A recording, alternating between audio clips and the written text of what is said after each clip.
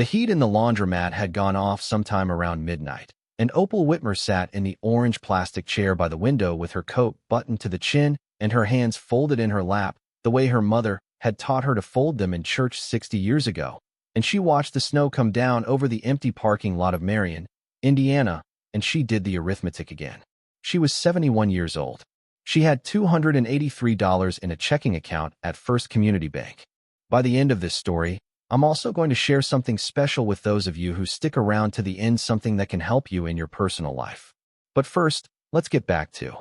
She had a 1999 Buick Century with a heater that worked when it wanted to and a trunk that held everything she owned, which was 2 suitcases, a box of photographs, her sewing basket, and the cast iron skillet that had belonged to her grandmother and that she had refused to sell even in the worst week. Even when the man at the consignment shop offered her $40 for it, and she stood there holding it by the handle and found that her hands would not open. The laundromat stayed unlocked all night because the owner, a Vietnamese man named Mr. Trang who had run the place for 30 years, had told her once, without looking at her, while he counted quarters into paper rolls, that the door sticks in winter and he could never be bothered to fix it. And if a person happened to come in out of the cold to wait on a load of wash, well, that was what the chairs were for. He had never asked her anything. He had simply started leaving the light on over the folding table. She had been sleeping in the Buick for 11 weeks, and on the nights when the temperature dropped below 20, she came here, and she sat upright in the orange chair, because lying down on the folding table felt like a line she was not ready to cross. And she waited for morning the way you wait for a bus that is late, but will certainly come.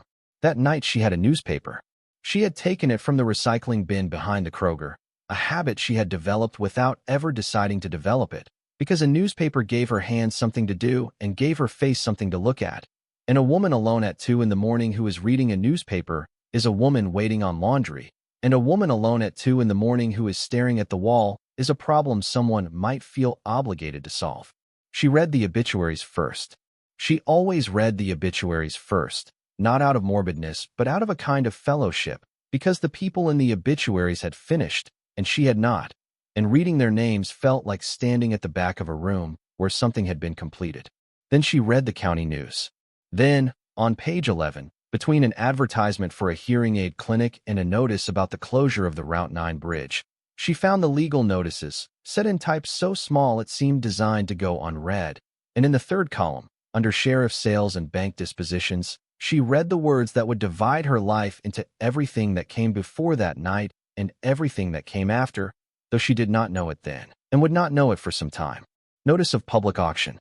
First Community Bank of Grant County, in disposition of foreclosed and abandoned properties, will offer for sale at absolute auction, no reserve, the following parcels. And there, fourth on a list of 7, she read it. Parcel 44-201. Farmhouse and outbuildings on 6.2 acres, 4170 County Road, 300 East, Fairmount Township.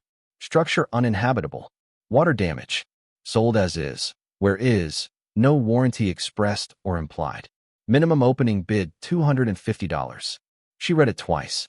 Then she folded the paper into quarters with the notice facing up and set it on her knee. And she looked out the window at the snow coming down through the cone of the streetlight. And she thought about $250. And she thought about $283. And she thought about the $33 that would remain. And she sat with those numbers for a long time, the way she had learned to sit with things over the course of a long life that had asked her to sit with a great deal. Her name had been Opal Marie Kessler before it was Opal Whitmer, and she had grown up the third of 5 children on a hog farm outside Fairmount, which meant she knew that township, knew those county roads, had ridden a school bus down County Road 300 East every weekday morning for 12 years of her childhood, past fields of corn and soybeans, and past farmhouses that all looked, to a child, permanent, the way everything looks permanent to a child. She tried to place the address. 4170. She closed her eyes and rode the bus again in her mind, north from the Kessler place, past the Hollenbeck farm, past the grain elevator, past the little white church with the crooked steeple, and somewhere along that stretch, set far back from the road behind a windbreak of pines, there had been a house the children on the bus did not talk about in normal voices. They called it the Ketterman place. She could not, sitting in the laundromat 58 years later, remember a single specific thing anyone had ever said about it. Only the tone in which things were said, the lowered register, the sideways look, the way the bus seemed to pick up speed along that particular quarter-mile. Old Man Ketterman. A name from the bottom of a well. She opened her eyes. The snow was still falling. Somewhere in the back of the laundromat a pipe knocked twice and went silent.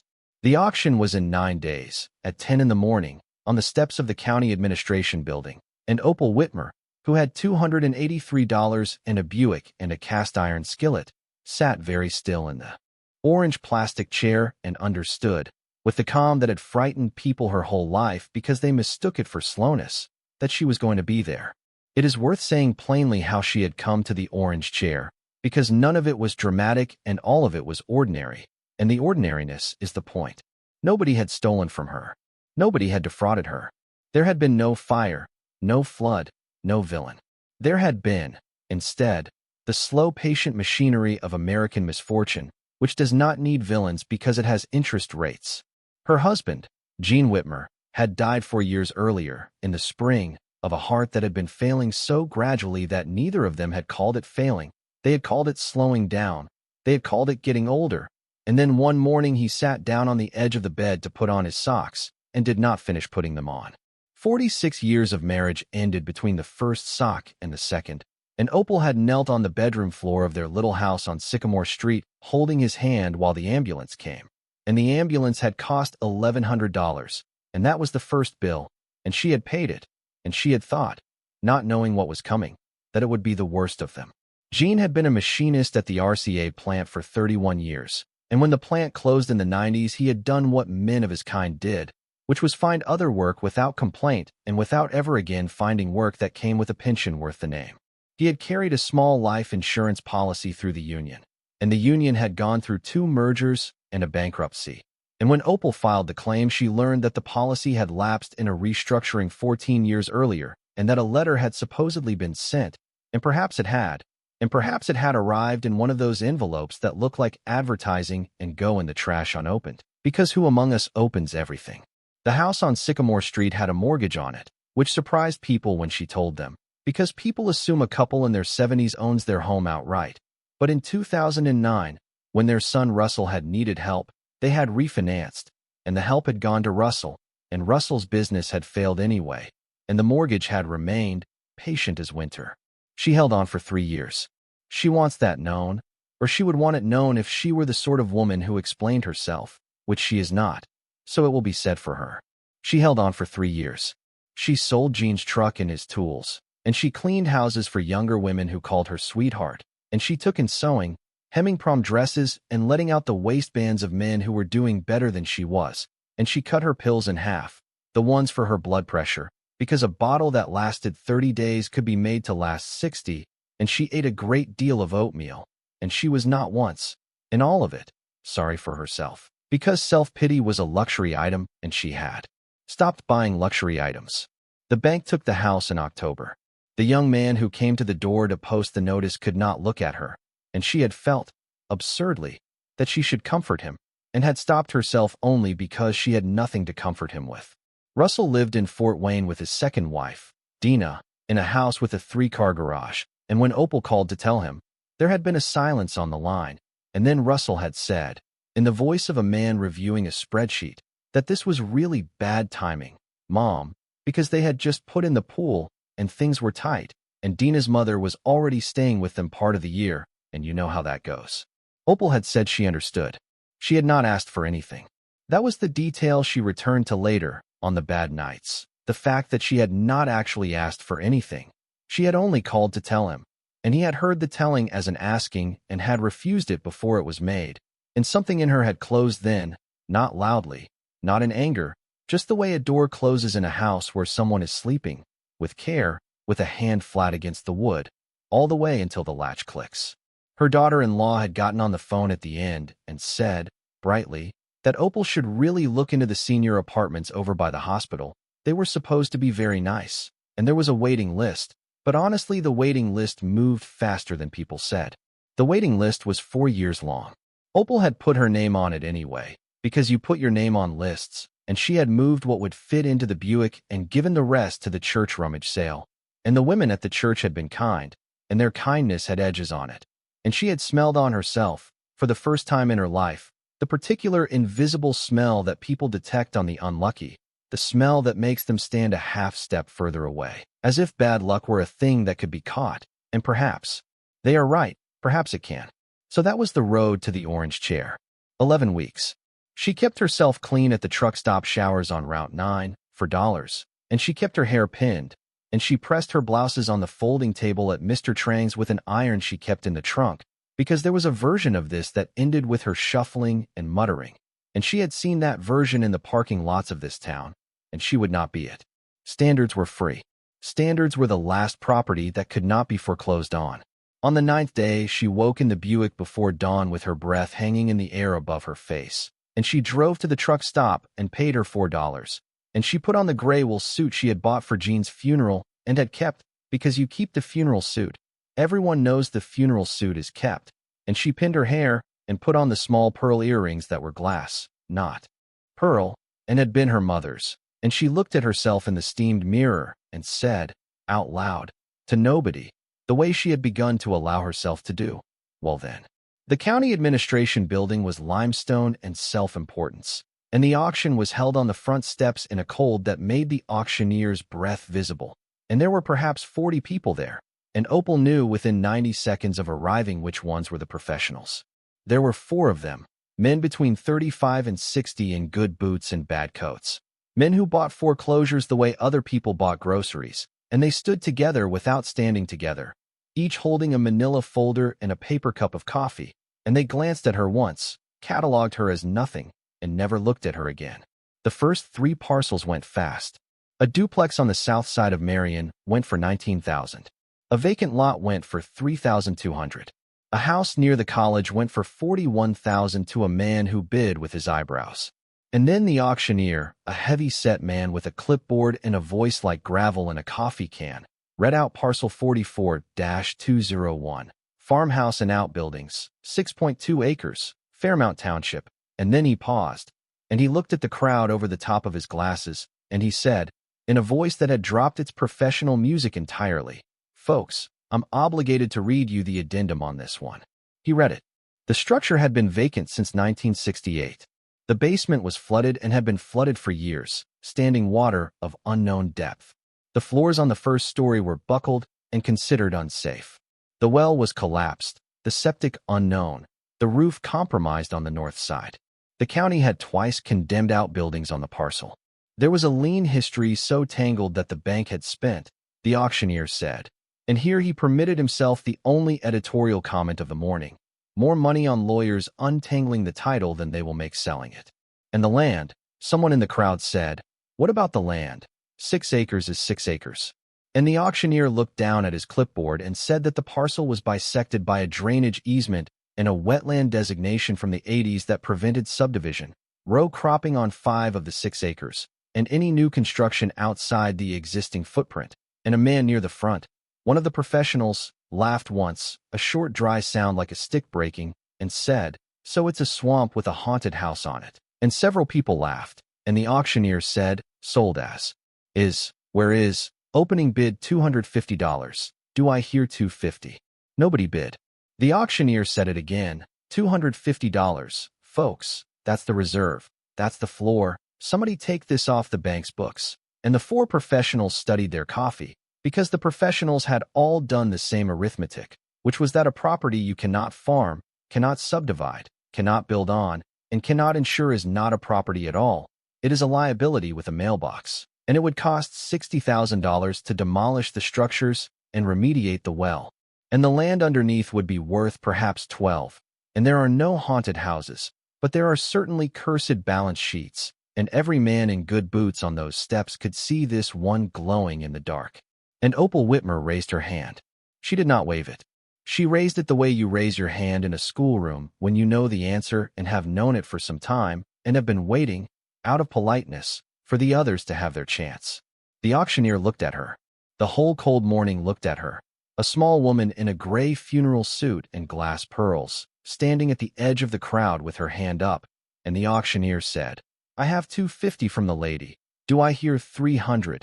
And the silence that followed had a texture to it, amusement and pity braided together, and somewhere behind her a woman whispered something, and another woman answered, and Opal did not turn around. And the auctioneer said going once, going twice, and struck his clipboard with his knuckles because he had not brought a gavel, and said sold to the lady in gray for $250. What happened next happened in the little office off the county recorder's room, where a clerk named Bonnie, who had worked that desk for 22 years and had seen every kind of person sign every kind of paper, processed the sale, and Bonnie was the first of them, the first of the doubters, though she was gentle about it, and Opal would remember her gently. Bonnie counted out the money, 12 20s and a 10, and looked at the address, and looked at Opal, and said, "Honey," and then stopped and started over. "Honey, do you know the place you just bought?" Opal said she had gone to school not 5 miles from it. Bonnie lowered her voice, though there was nobody else in the office, and said that her own mother had told stories about the Ketterman place, that nobody had crossed that fence line in 50 years, that kids used to dare each other to touch the porch and no one ever did it, that the bank had been trying to unload that parcel since before Bonnie's hair went gray, and that a person could still, and here Bonnie slid the money back an inch across the counter, a person could still change her mind. No harm done. And Opal looked at the 12 20s and the 10, and slid them back across the counter, and said, in the level voice that people mistook for slowness, "I have changed my mind as many times as I intend to this year." She signed where the tabs said sign. The deed would record within the week. Bonnie stamped the papers with more force than the papers required, the way people do when they are worried about you and have run out of sanctioned ways to say so. And at the end, she reached under the counter and came up with a business card for a man named Dale Pruitt who did well work and excavation, and said, "When it goes wrong out there." And she said when, not if, you call Dale, he's honest. And Opal took the card and thanked her and put it in her pocketbook, and it would turn out, months later, that this card was worth more than almost anything else that changed hands in the county that day, but nobody knew that yet, least of all Bonnie. Word travels in a small county at a speed that has never been adequately explained by science. By that evening, Russell called. She had the phone on the seat of the Buick, one of the cheap prepaid ones, and she was sitting in the Kroger parking lot eating a sandwich she had made on the trunk lid, and the phone buzzed, and it was her son, and his voice came out at a pitch she had not heard from him since his teens. "Mom, tell me it isn't true. Tell me you did not spend the last money you have on earth on the Ketterman swamp." She asked him, mildly, how he had heard, and he said Dina's cousin worked at the title company, and everybody had heard. Everybody. It was all over by 3 o'clock. The whole county was laughing. Did she understand that? They were laughing. Some old woman bought the Ketterman place for $250. It's going to be in the paper. Mom, the paper calls it a quirky item. Do you understand what you've done? Opal watched a shopping cart roll across the empty parking lot on its own, pushed by the wind, wheels chattering, and come to rest against a light pole, very softly, like something arriving where it had always meant to go. She said, "Russell, where did you imagine I was sleeping these last 3 months?" The silence on the line went on so long she checked whether the call had dropped. When he spoke again, his voice had changed registers, gone careful and managerial, and he said that if things had really gotten that bad, she should have said something, and she let that sentence stand in the air between them in all its magnificence. She let it turn slowly so they could both admire every side of it. And then she said, "Well, now I have said something. I've said it to the county recorder." And she was not trying to be funny, but she heard him exhale the way you exhale at a joke you refused to laugh at. And he said, "Mom, that house has been empty since before I was born. It has no water, no power, no floor. You cannot live there. Tell me you know you cannot live there." And she looked through the windshield at the gray sky over the gray lot and said the truest thing she said that whole year. "I can live anywhere I own the door." He offered, then, and it should be recorded that he offered, because he was not a monster. None of them are monsters in this story. That is the trouble with this story. He offered to come down that weekend, look at the situation, talk about options, and options was a word that meant the senior apartments, the waiting list, a bed in a hallway of Dina's house on a temporary basis with the temporariness enforced like a treaty. And Opal said that would be fine. He was welcome any time. She would be at the house. And he said, "The house," like the word tasted wrong. And she said, "My house," and found that saying it did something in her chest that she had to sit with for a moment, alone in the Buick, after the call ended. 4170 County Road, 300 East sat a quarter-mile back from the road at the end of a lane so overgrown that she had to walk it the first time, leaving the Buick by the rusted mailbox post. And the walk took 9 minutes because she stopped so often, not from tiredness, but from looking. The pines of the old windbreak had grown enormous and gone half wild, and the lane ran beneath them through a tunnel of shadow and snow, and the fields on either side, the ones the wetland designation had returned to sedge and cattail and red osier, stood silver and rustling in the wind, and there were tracks everywhere in the snow, deer and rabbit and fox and the neat hieroglyphics of mice, a whole civilization that had voted, in the absence of people, to carry on. And then the lane bent left around the largest of the pines, and the house stood up out of the snow, and Opal Whitmer stopped walking and stood still in the cold for a long moment, because whatever she had prepared herself to feel, and she had prepared herself on the drive out with some care, what she felt instead was the thing you feel in a church you do not belong to. The house was large, far larger than the word farmhouse had led her to imagine. 2 full stories of brick gone soft rose-colored with age under a slate roof stove and along the north side exactly as the addendum had promised, with a deep porch across the front held up by turned wooden columns, and every window blinded with gray boards, and the whole of it wrapped in 50 years of honeysuckle and wild grape gone leafless for the winter, so that the vines lay over the porch roof like netting, like something the land had thrown over the house to hold it down. She had brought a pry bar from the trunk of the Buick, and a flashlight, and the skillet, and she would never afterward be able to explain the skillet except to say that when a woman walks into the unknown, she should carry something of her grandmother's. And she went up the porch steps testing each one with half her weight before giving it the whole, and the boards complained but held. They had been oak once, and oak does not forget itself. And she stood before the front door, which was 8 feet tall and made of walnut gone black with weather, with a brass knob green as pond water. And she found that the door was not locked. It was not even latched. It had swung and settled on its hinges decades ago and wedged itself into its frame.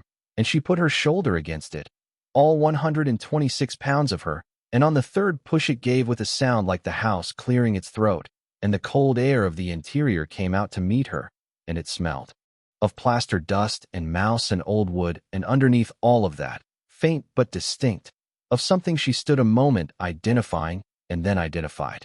Tobacco. Pipe tobacco, sweet and dark, soaked so far into the plaster and the wood of a house over so many years that half a century of abandonment had not gotten it out. Somebody had smoked a pipe in this house every day for a lifetime, and the house remembered, and Opal stood on the threshold with her flashlight beam full of drifting silver dust and said, out loud, because it seemed a thing that ought to be said, "I'm coming in, then." The stories about the Ketterman place she would piece together properly over the following weeks, from Bonnie at the recorder's office, from the microfilm at the Marion Library, from an ancient man named Harold Voss who had farmed the next parcel over for 60 years and who walked down his lane to meet her on her 4th day with a thermos of coffee and 6 decades of curiosity. But the shape of it can be set down here, because she was standing in the middle of it, in the front hall with its staircase rising into the dark, and the shape of it was this. Ambrose Ketterman had built the house in 1899 with money nobody in Fairmount Township ever saw the source of. He was the son of a local dry goods merchant, had gone east as a young man, to Chicago, and then further, and had come back at 40 with a wife who spoke 3 languages and a bank draft that built the finest brick house in the township. And he had farmed, or rather he had paid men to farm, and the farming had never once in 40 years appeared to be the point. The point, as far as the township could tell, was the mail. Ambrose Ketterman received more mail than the rest of the township combined, letters with foreign stamps, crates delivered by special freight from Chicago and New York, wooden boxes that took 2 men to carry and that went into the house and never visibly came out. He was courteous and closed, gave to the church without attending it, bought war bonds conspicuously in both wars, and answered no questions because none dared be asked. His wife died young and childless in 1923, and after that the visits from Chicago men in good coats grew rarer and then stopped, and Ambrose Ketterman grew old alone in 14 rooms with his pipe and his freight deliveries. And the township children invented the stories that township children invent, and the truth is that not one of them, in all those years, was ever more than half wrong. His nephew and heir was a Ketterman of a different cut, a salesman in Indianapolis named Vernon, and when Ambrose died in his sleep in February of 1968, at 91, Vernon had come up for exactly 11 days. And what happened in those 11 days entered county legend. Vernon had hired an estate liquidator from Fort Wayne, and the liquidator's men had gone through the house like a threshing machine, and everything with obvious value had gone into trucks. The furniture, the silver, the rugs, the paintings in their heavy frames, the 4,000 books, and it had all been sold in a single catastrophic weekend sale that people drove in from 3 counties to attend. And Vernon had stood in the yard smoking cigarettes and watching his uncle's life carried past him, and had said to Harold Voss, who was there and never forgot it, that the old man was supposed to be rich. You know, everybody always said he was rich, and there's nothing here but stuff. Where's the money? And Harold Voss, 70 years old now, and telling it to Opal on her frozen porch with the thermos steaming between them, said that he had looked at Vernon Ketterman that day and understood that some men could stand in the middle of a fortune and see nothing but the absence of a different fortune. Vernon had listed the house with a realtor, overpriced it out of spite, let it sit, borrowed against it, defaulted, and died in 1984 of a salesman's heart. And the house had passed into the long twilight of liened and contested and abandoned properties, foreclosed and re-foreclosed, the title clouding like a pond in rain, the basement filling with water inch by patient inch after the sump failed in the wet spring of 1991, and the honeysuckle climbing one summer at a time until the whole brick shape of it disappeared from the road, so that children on the school bus in the 2000s did not lower their voices passing it, because they did not know it was there. That was what Opal Whitmer had bought for $250. She spent the first week doing nothing that anyone watching would have called dramatic, and it must be understood that this was the week the county spent laughing. This was the week the Marion Chronicle-Tribune ran its quirky item. Local woman purchases infamous Ketterman property for price of a television, and the comments under the online version said the things such comments say. And Dina forwarded the article to Russell with a string of exclamation points. And in the Hardys on the state road, 2 farmers Opal had known since childhood had a good long laugh about it over biscuits, and one of them said, "I'll give her till the pipes freeze," and the other said, "Freeze in what? There's no pipes. It's a brick barn full of raccoons." And they were not cruel men. It was simply the best thing that had happened in conversation all winter. While they laughed, Opal worked. She had $33, and then, because the first pension deposit from Jean's small Social Security survivor benefit landed on the 3rd of the month, she had $691, and she budgeted it the way she had budgeted her whole life, on the back of an envelope, in pencil.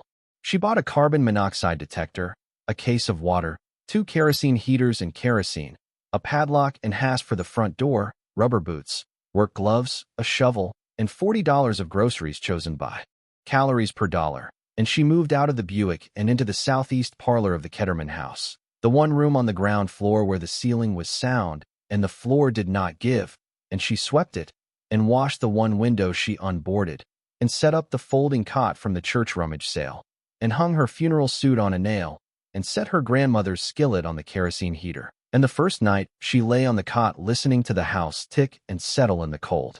Around her, an enormous ruined ship of a house with one small light burning in one corner of it. And she felt something she had not felt in 11 weeks of parking lots. And she took a while finding the name of it, and the name of it was privacy. She had a door. She owned the door. Let it be 12 degrees on the other side of the plaster. The cold was her cold now, and the dark was her dark, every acre of it. And she slept 9 hours for the first time since October.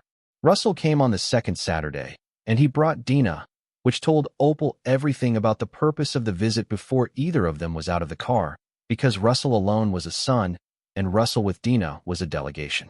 They came up the lane in the big white SUV, easing it around the potholes like it was made of eggshell, and Dina got out in boots that had never met mud and stood looking at the house with her mouth slightly open, and Opal watched her from the porch and could read the calculation running behind her daughter-in-law's eyes as clearly as a stock ticker, and the calculation was, how do I describe this at Bunko?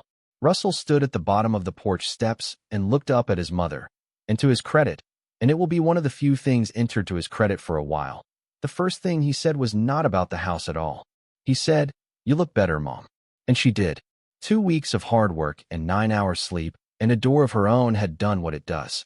Before we find out what happened next in the story, I want to take a brief moment to speak directly to anyone watching who might be going through their own sudden, overwhelming transition. If you are navigating a bitter divorce, the loss of a spouse, or a financial shock, you know the hardest part isn't just the money. It's not knowing what to do first. That is exactly why we created the Phoenix Blueprint. It is a practical, step-by-step guide for starting over.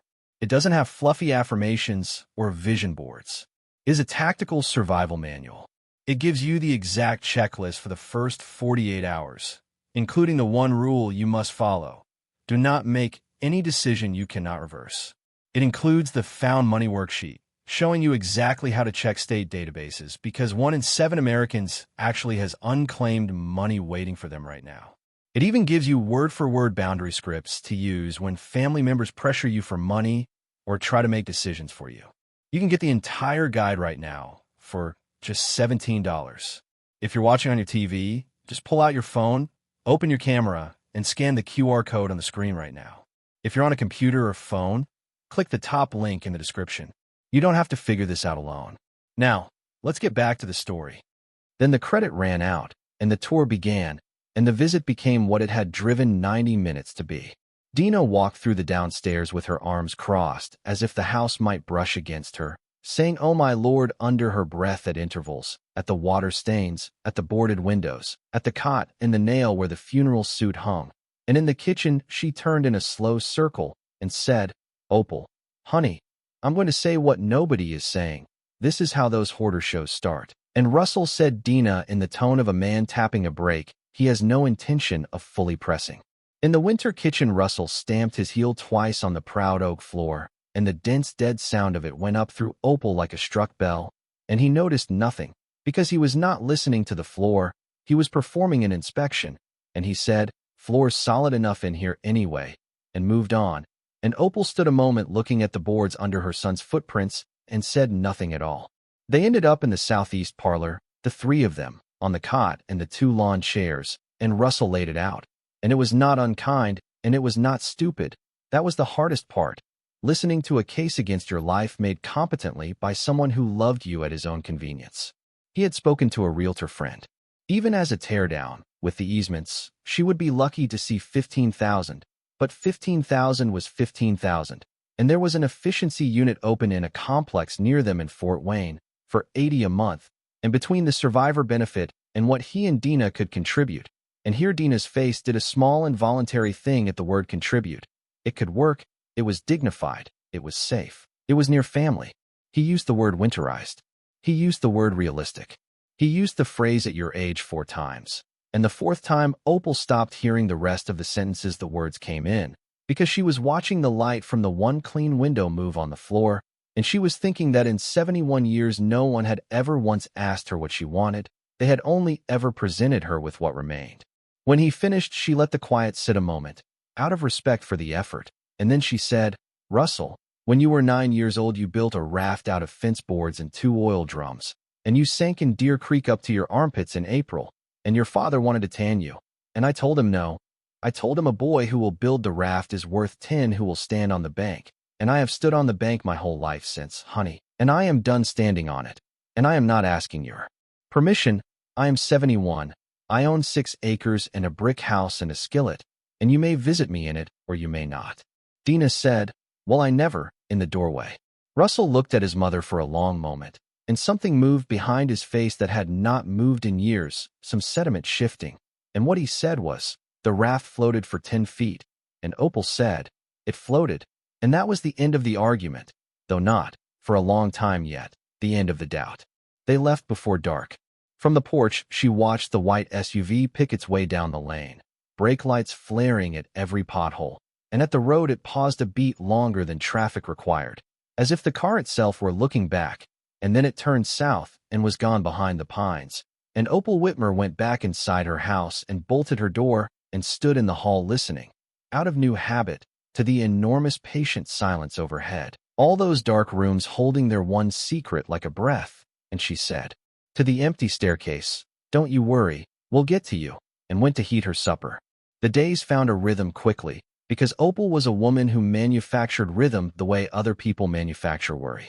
Mornings she hauled and swept and pried boards from windows one room at a time, letting the winter light back into spaces that had not seen it since Lyndon Johnson was president, and the light came in and lay on the floors like something spilled, and every room she opened told her the same two things, that the liquidators' men in 1968 had been thorough, and that they had been thorough in a hurry. They had taken everything a Fort Wayne auction hall could sell in a weekend, and they had left everything else, and everything else, to a woman with time and attention, was a museum. They had left a kitchen with a cast-iron cookstove too heavy to move and a wall of built-in cabinetry too fitted to strip, and in the backs of the drawers, receipts, string, a woman's hairpin from before the First War.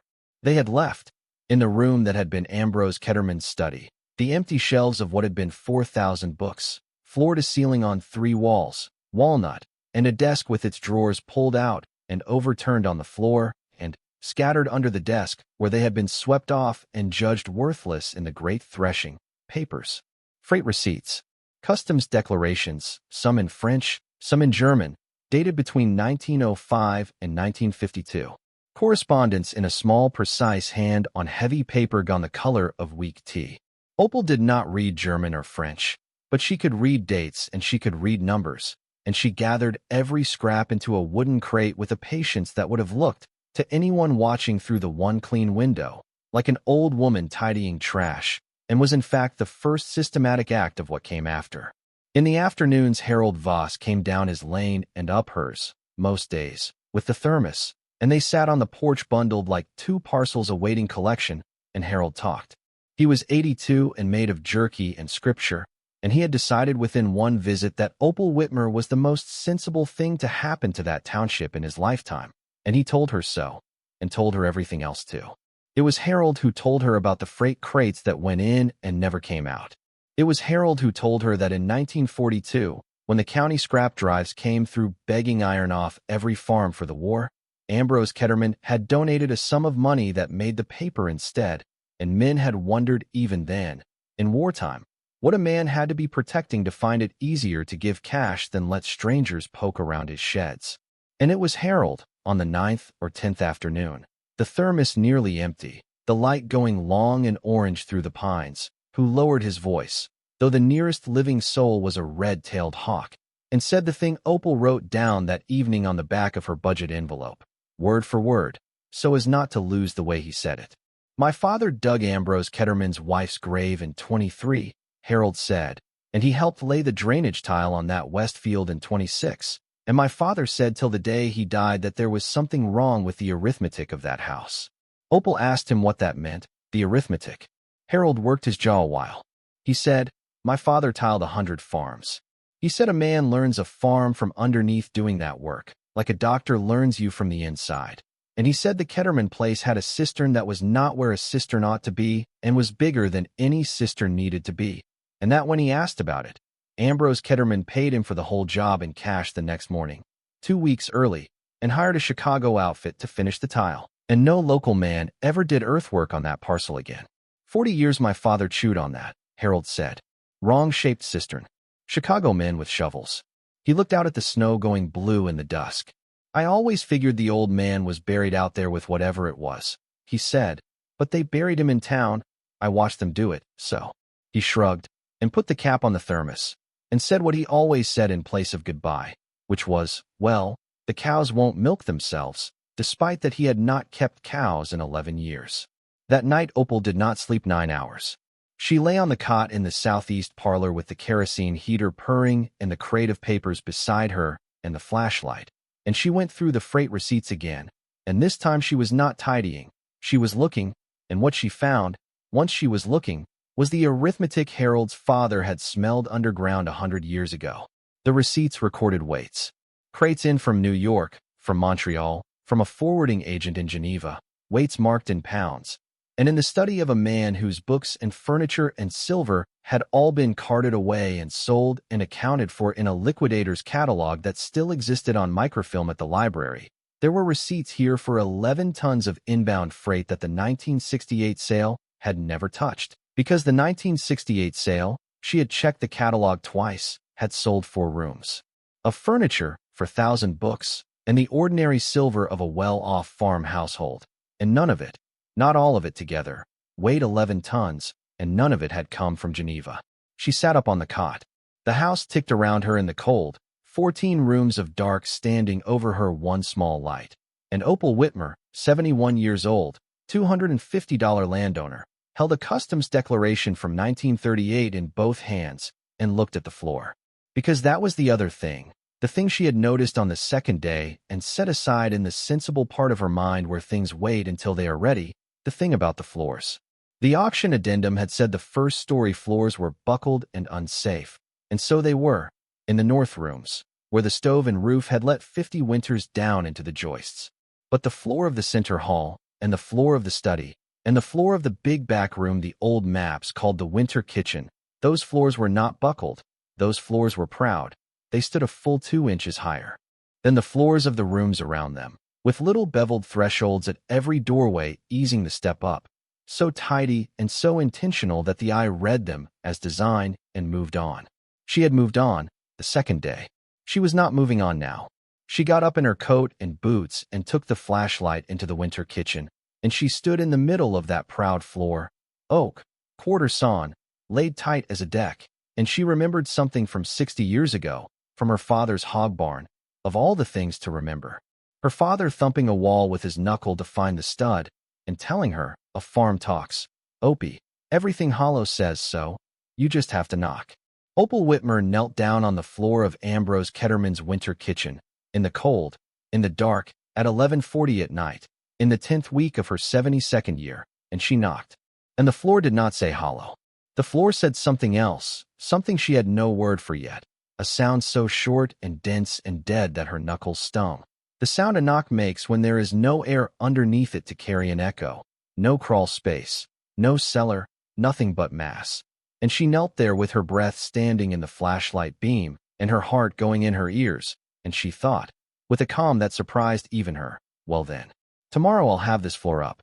And outside, over 6.2 worthless acres, the snow began again, coming down soft and sound-absorbing and patient over the house and the pines and the wrong-shaped cistern, the way it had come down over all of it, every winter, for 53 years, keeping what it knew. She was up before the light, and she made her oatmeal on the kerosene heater and ate it standing at the one clean window watching the pines come out of the dark one at a time. And then she carried the pry bar and the flashlight and a claw hammer into the winter kitchen and stood in the middle of the proud floor and had a talk with herself, because a woman alone should know exactly what she is doing before she does it. What she was doing, she told herself, was investigating a structural anomaly in her own home, which was a sensible activity, and what she was not doing was chasing a treasure story, because treasure stories were for the boys on the school bus. And if she pulled up this floor and found nothing under it, but a slab some previous century had poured for a dairy room or a smoke room, or any of the 100 dull reasons old farmhouses had hard floors, then she would nail the boards back down and eat her supper and think no more about it. That was the agreement she made with herself, out loud, in the cold, and it was a lie. And she knew it was a lie even as she shook her own hand on it, because she had been carrying Harold's sentence around for a full day like a coal in her apron pocket, wrong-shaped cistern, Chicago men with shovels, and 11 tons of Geneva freight that no auction catalog had ever accounted for. And there are mornings a person knows. The way you know weather is coming before the sky admits anything, and this was one, and she knew it. She started at the threshold, where a board end was already lifting its lip, and she set the pry bar and leaned, and the first board came up with a shriek of old nails that went through the empty house like a living thing, and she waited for her heart to settle, and then she looked at what she had uncovered, and what she had uncovered was wood.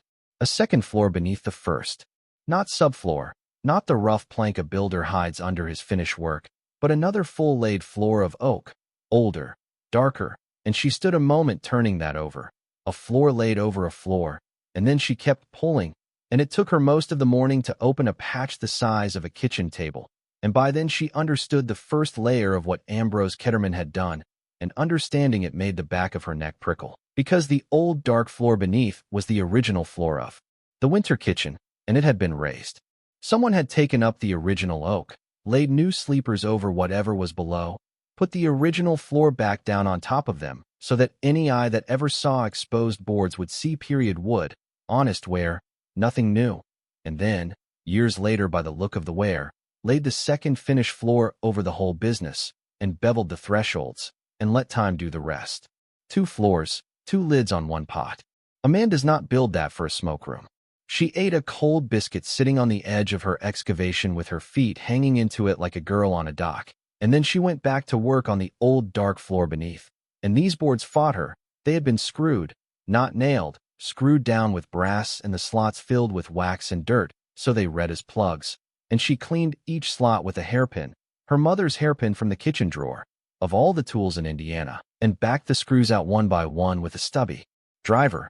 And her hands were 71 years old, and by the second hour they let her know it. And she wrapped them in strips of dish towel and kept going. And at 10 minutes past 2 in the afternoon by the wind-up clock, she had sat on the windowsill. Opal Whitmer lifted a 3-foot length of quarter-sawn oak out of the original floor of the winter kitchen and pointed her flashlight down into the gap and looked at what 53 years of snow had been falling on top of. Concrete. But saying concrete is like saying the ocean is water.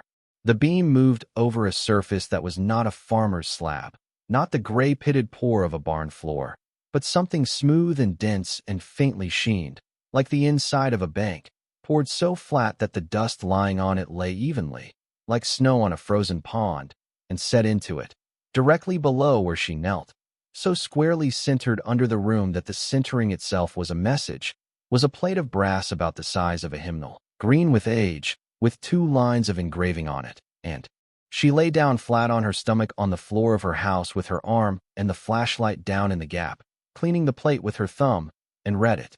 The first line said, Diebold Safe and Lock CO, Canton, Ohio. The second line said, In O entry this face. She lay there a long time. The house was so quiet she could hear the snow ticking on the boarded windows and her own blood going in her ears, and she read the 2 lines again. And a laugh came up out of her from somewhere below the concrete of her own composure. One short, helpless bark of a laugh, alone, flat on her stomach in a ruined house at 71, because of all the things a brass plate in the dark might say.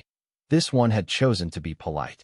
No entry this face, which meant, and her mind was already walking away with it, which meant there was another face, which meant this was not a slab, it was a ceiling, which meant that under the proud floors of the center hall and the study and the winter kitchen, under some or all of the 1,100 square feet of raised floor she had mapped with her own knuckles 2 nights ago, there was not fill and there was not earth.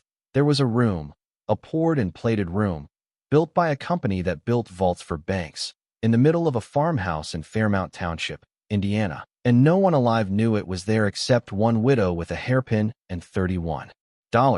And she got up off her stomach slowly, joint by joint, the way you get up at her age, and she stood at the edge of the open floor looking down, and she said, to the plate, Well, if not this face, then which? She spent the rest of the light being methodical, because the other thing she might have spent it being was giddy, and giddy breaks hips. She measured. She took the envelope with her budget on the back and drew the ground floor of the house on it, and shaded the rooms with the proud floors, and paced their edges heel to toe. And the shape that came out on the envelope was a rectangle roughly 34 feet by 26, sitting under the heart of the house. And then she went outside into the blue end of the afternoon and stood in the snow on the west side, where Harold's father had laid tile 100 years ago, and met a cistern that was the wrong shape. And she looked at the ground, and the ground of course said nothing. Snow says nothing. That is its whole profession. But she stood there until the cold came through her boots, drawing lines in her mind from the winter kitchen wall out toward the old cistern cap she had found her first week, a domed concrete lit out past the pump house, 80 feet from the house, which she had noted and dismissed as farm plumbing. And she thought about a vault the size of a granary and the water it would need to shed and the air it would need to breathe. And she thought, a room like that has a door, and a man like Ambrose Ketterman did not crawl to his own door. He walked. And there was only one place on that property where a person could walk downhill under a roof, and she had been avoiding it since the day she signed the deed. And it was the basement, and the basement was under 6 feet of black water and had been for 30 years. The basement stairs went down off the back hall behind a door she had opened exactly once, on her 3rd day, and closed again with respect. The flashlight had shown her 8 steps descending into water so still and so black that it did not read as water at all. It read as the absence of floor, a hole in the world with a handrail leading into it. And the smell that came up was the smell of a pond in August, mud and patience. And she had stood on the 4th step looking at her own reflection, looking back up at her out of the dark. And she had said, "Not yet," and shut the door. Now it was time. She stood on the 4th step again that evening with the flashlight, and this time she studied it like a problem instead of an omen. The water lay perhaps 6 feet deep over what the county records called a full fieldstone basement under the north half of the house. And the north half of the house was not where the vault was. The vault was under the center and south, which meant, if her envelope drawing was right, that somewhere behind the south wall of that drowned basement, behind fieldstone or behind whatever the fieldstone had been dressed up to look like, was the face the brass plate had directed her to, and every gallon of that black water was standing between her and it.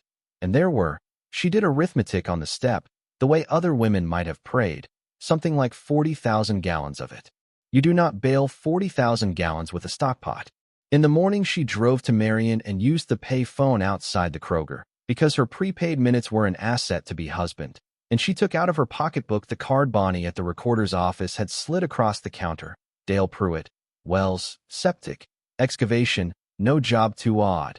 And that last phrase, printed right on the card in plain type, had made her trust him before she ever heard his voice. Because a man who advertises for odd jobs has seen things and kept his mouth shut about them. That is the entire business model of odd. Dale Pruitt answered on the 5th ring, out of breath, with a dog losing its mind somewhere behind him. And Opal told him her name and where she was calling about. And there was a pause. And then Dale Pruitt said, "The Ketterman place." "No kidding. You're the lady from the paper." And Opal said she supposed she was. And Dale said, "Hang on," and shouted at the dog, whose name was apparently also Dale, which raised questions she never got answered, and came back and said, "What do you need?" And she said, "I need a basement pumped, and I need a man who can do a day's work without narrating it all over the county afterward." And Dale Pruitt was quiet a second and then said, in a different voice, a more awake voice, "Ma'am, I've pumped every kind of basement there is, and I'll tell you the truth. The second part of what you just said interests me more than the first part." And Opal said, "It should," and gave him directions. He came the next morning in a flatbed with a trash pump the size of a doghouse, and he was younger than his voice, maybe 50, built like a fireplug, with a gray mustache that did most of his facial expressions for him. And he walked the property with her, and he looked at the lane and the pines and the brick of the house, and said what everyone said, which was, "Lord, I forgot this was even back here." And then he stood on the 4th step of the basement stairs where she had stood, and ran his light over the black water, and was silent for a while. And what he said next was the reason Bonnie's card was worth what it was worth. He said, "This water's wrong." Opal asked him how water could be wrong. Dale crouched on the step and put his hand flat on the surface, barely touching it, the way you'd touch a horse you didn't know. And he said, "A basement floods off the water table or off the roof, and either way it finds its level and it breathes. It comes up in the spring, drops in a drought, leaves rings on the stone like a bathtub." And he moved his light along the fieldstone at the water line. And there were no rings, there was one line, one clean line of stain. And he said, "This water hasn't moved a foot in decades. This water sits at this exact level like it's told to. And there is only one thing in the world makes water behave, and that's an overflow. Somebody built this basement with a drain set at a chosen height. This basement was designed to flood to here and stop." And Opal looked at the still black surface and understood, with a feeling like a window opening in a room she had lived in all her life, that she was not looking at damage. She was looking at a moat. She had decided, on the drive back from the pay phone, that she would tell Dale Pruitt nothing and let him find what he found. And standing on the steps she revised that decision in the time it took him to say the word overflow, because a secret is a load, and a load wants 2 carriers. And a man who could read 30 years of still water like a printed page was going to be beside her when whatever was behind that wall came into the light, whether she planned it or not. So better to plan it. She said, "Mr. Pruitt, before you start that pump, I'm going to show you something in my winter kitchen, and I'm going to need your word first." And Dale Pruitt looked at her for a moment, at the small woman in rubber boots and a man's barn coat on the steps of a drowned basement, and whatever he saw decided him. And he took off his glove and offered his hand and said, "Ma'am, my word's the only thing I own outright." And she shook it and took him upstairs and shone her flashlight down through the open floor onto the brass plate and stood back. Dale Pruitt read it. Then he lay down flat on the boards exactly as she had done, which endeared him to her permanently, and reached down and touched the concrete, and lay there a while. And when he got up, his face had gone still under the mustache, and he said, "Mrs. Whitmer, I dug footings for the vault addition at the First Community Branch in Gas City in '96, and I watched what they poured. And I'm going to tell you something." And he pointed down through her floor. "That is better work than the bank got." Then he said, "Who else knows?" And she said, "You." And he nodded slowly, taking on the load, and said, "All right then," and went down and started his pump. The pump ran for 4 days. It pushed a 6-inch rooster tail of black water out across the snow of the west yard, where it cut itself a steaming channel down toward the drainage ditch, and the water stank of 30 years of dark, and the level in the basement crept down the fieldstone inch by inch. And Dale came each morning to mind the machine and left each dusk, and told his wife he was pumping a basement, which was the truth, and told her nothing else, which was the job. And Opal could not stay away from the stairs. She stood on the steps for hours those 4 days, wrapped in the barn coat, watching the water lines sink, watching the drowned world come back up into the air one course of stone at a time, a workbench emerging like a shipwreck, jars on a shelf furred green, the iron door of an old coal chute, and on the 3rd day, along the south wall, the water gave back the top of something that was not fieldstone, a lintel, cut limestone, and by that evening, an arch, bricked shut, and the brick of the infill was the same soft rose brick as the house, laid by someone who wanted it to disappear, and it had disappeared for half a century, but brick laid underwater in the memory of the county, and brick laid dry tell on themselves side by side. And Dale ran his light over the seam where infill met arch, and said one word there. On the 5th morning the pump pulled air, coughed, and went silent, and the silence after 4 days of that engine was a presence of its own. And Opal and Dale went down the 8 steps together and stood for the first time on the floor of the basement of the house she owned, in 3 inches of mud that had been 30 years in the making, their 2 flashlight beams moving over the drowned world like the first visitors to a sunken liner. And it was cold down there, cave cold, and their breath hung around them, and neither of them said anything for a while, because the room asked you not to. Then they went to the arch up close. It was even stranger than it had looked from the stairs, because the arch itself was beautiful, cut limestone, dressed and fitted like church work, set into a fieldstone wall by masons who had been told to build one perfect thing in the dark where no one would ever see it, and the brick filling it was laid in a neat running bond with mortar struck flush. And Dale put his palm against the infill, and then his ear, and knocked, the way her father had taught her. 60 years ago, everything hollow says so, and the infill said nothing, dense as the floor upstairs, and Dale stepped back and studied it, and said, "This ain't structure. This is a curtain, one with thick, or I'll eat my hat. They bricked it for the eye, not the load." And he went up to the flatbed and came back with a 3-pound hammer and a mason's chisel, and looked at Opal. And Opal looked at the brick her house had been holding its breath behind since before her son was born, and said, "Gently now." And Dale Pruitt said, "Yes, ma'am," like a man in church, and set his chisel to the mortar. It took him 40 minutes to cut a hole the size of a dinner plate, working soft, catching the pieces, and when the first brick came free into his hand, the air that came out of the dark behind it made both their lights swing, because it was dry air, moving past their faces from a space that had spent 30 years sealed behind a flooded basement, air with no mud in it, no rot, air that smelled of machine oil and cold steel, and, underneath, so faint she might have invented it, pipe tobacco. And Dale Pruitt, who had spent his life in the county's holes and trenches and knew every smell the ground had, stood back from the hole he had made and said, quiet, almost to himself, "It held. Waterproofed. 50 years, and it held." They enlarged the opening brick by brick until it was a doorway within the arch, and then they stood on the threshold and put their 2 beams through it together, and the beams crossed a short chamber, an anteroom, 8 feet deep, walls of the same sheened concrete as the ceiling upstairs, floors swept, actually swept, a corn broom still leaning in the corner where a hand had leaned it, and at the far end of the anteroom, filling it, floor to ceiling. The door. Opal had seen bank doors. Everyone has seen bank doors. Through the teller line at First Community, a glimpse of round steel and movie glamour.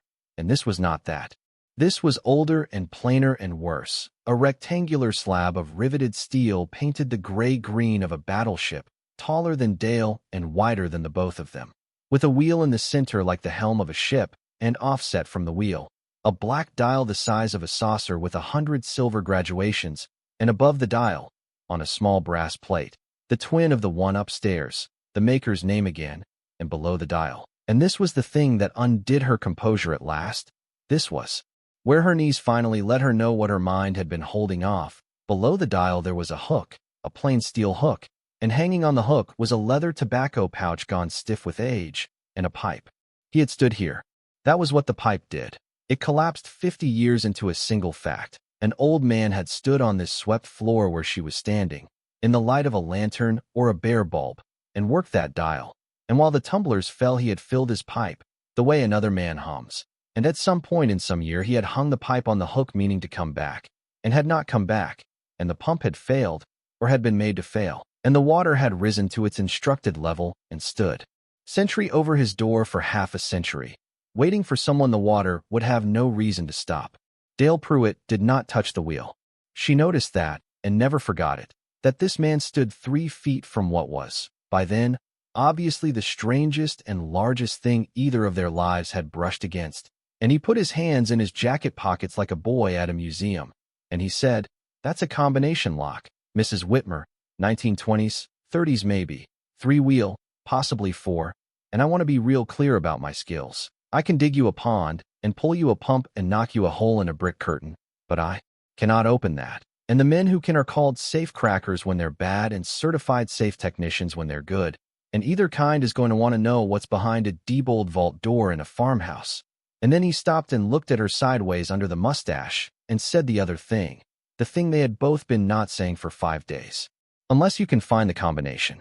Because a man who builds a room like this alone," Dale said, "and grows old alone, and knows he is going to die alone, that man has left the combination somewhere. Mrs. Whitmer, I'd bet the flatbed on it. Not written plain. He wasn't that kind, but left, the way you'd leave a key for somebody you hoped would deserve it." And Opal stood in the cold anteroom looking at the black dial with its 100 silver marks, and she thought about the crate of papers beside her cot, the correspondence in the small precise hand, the customs forms, the dates, and she thought about a courteous, closed man who had answered no questions for 60 years. And she said, "Then it's in the house." And Dale said, "Ma'am." And she said, "Everything else was." And they bricked no bricks back and touched nothing and went up the 8 steps into the gray light of the afternoon. And Dale loaded his pump and idled his flatbed at the top of the lane a long moment before pulling out. And Opal Whitmer went into the southeast parlor and lit both heaters and dragged the crate into the light and began, at 4 o'clock in the afternoon of the 5th day, to read a dead man's mail. It took her 3 days, and they were, she said later, when there was finally anyone to say it to, the finest 3 days of the whole affair, better in some ways than what came after, because a fortune is a heavy thing but a puzzle is a light one. And for 3 days she was not a widow or a foreclosure or a quirky item in the Chronicle Tribune. She was a code breaker in a barn coat, and she was good at it. She sorted the papers first, by date, on the parlor floor, weighted with stove bolts against the drafts. And the sorted papers told a story even a woman with no French could follow.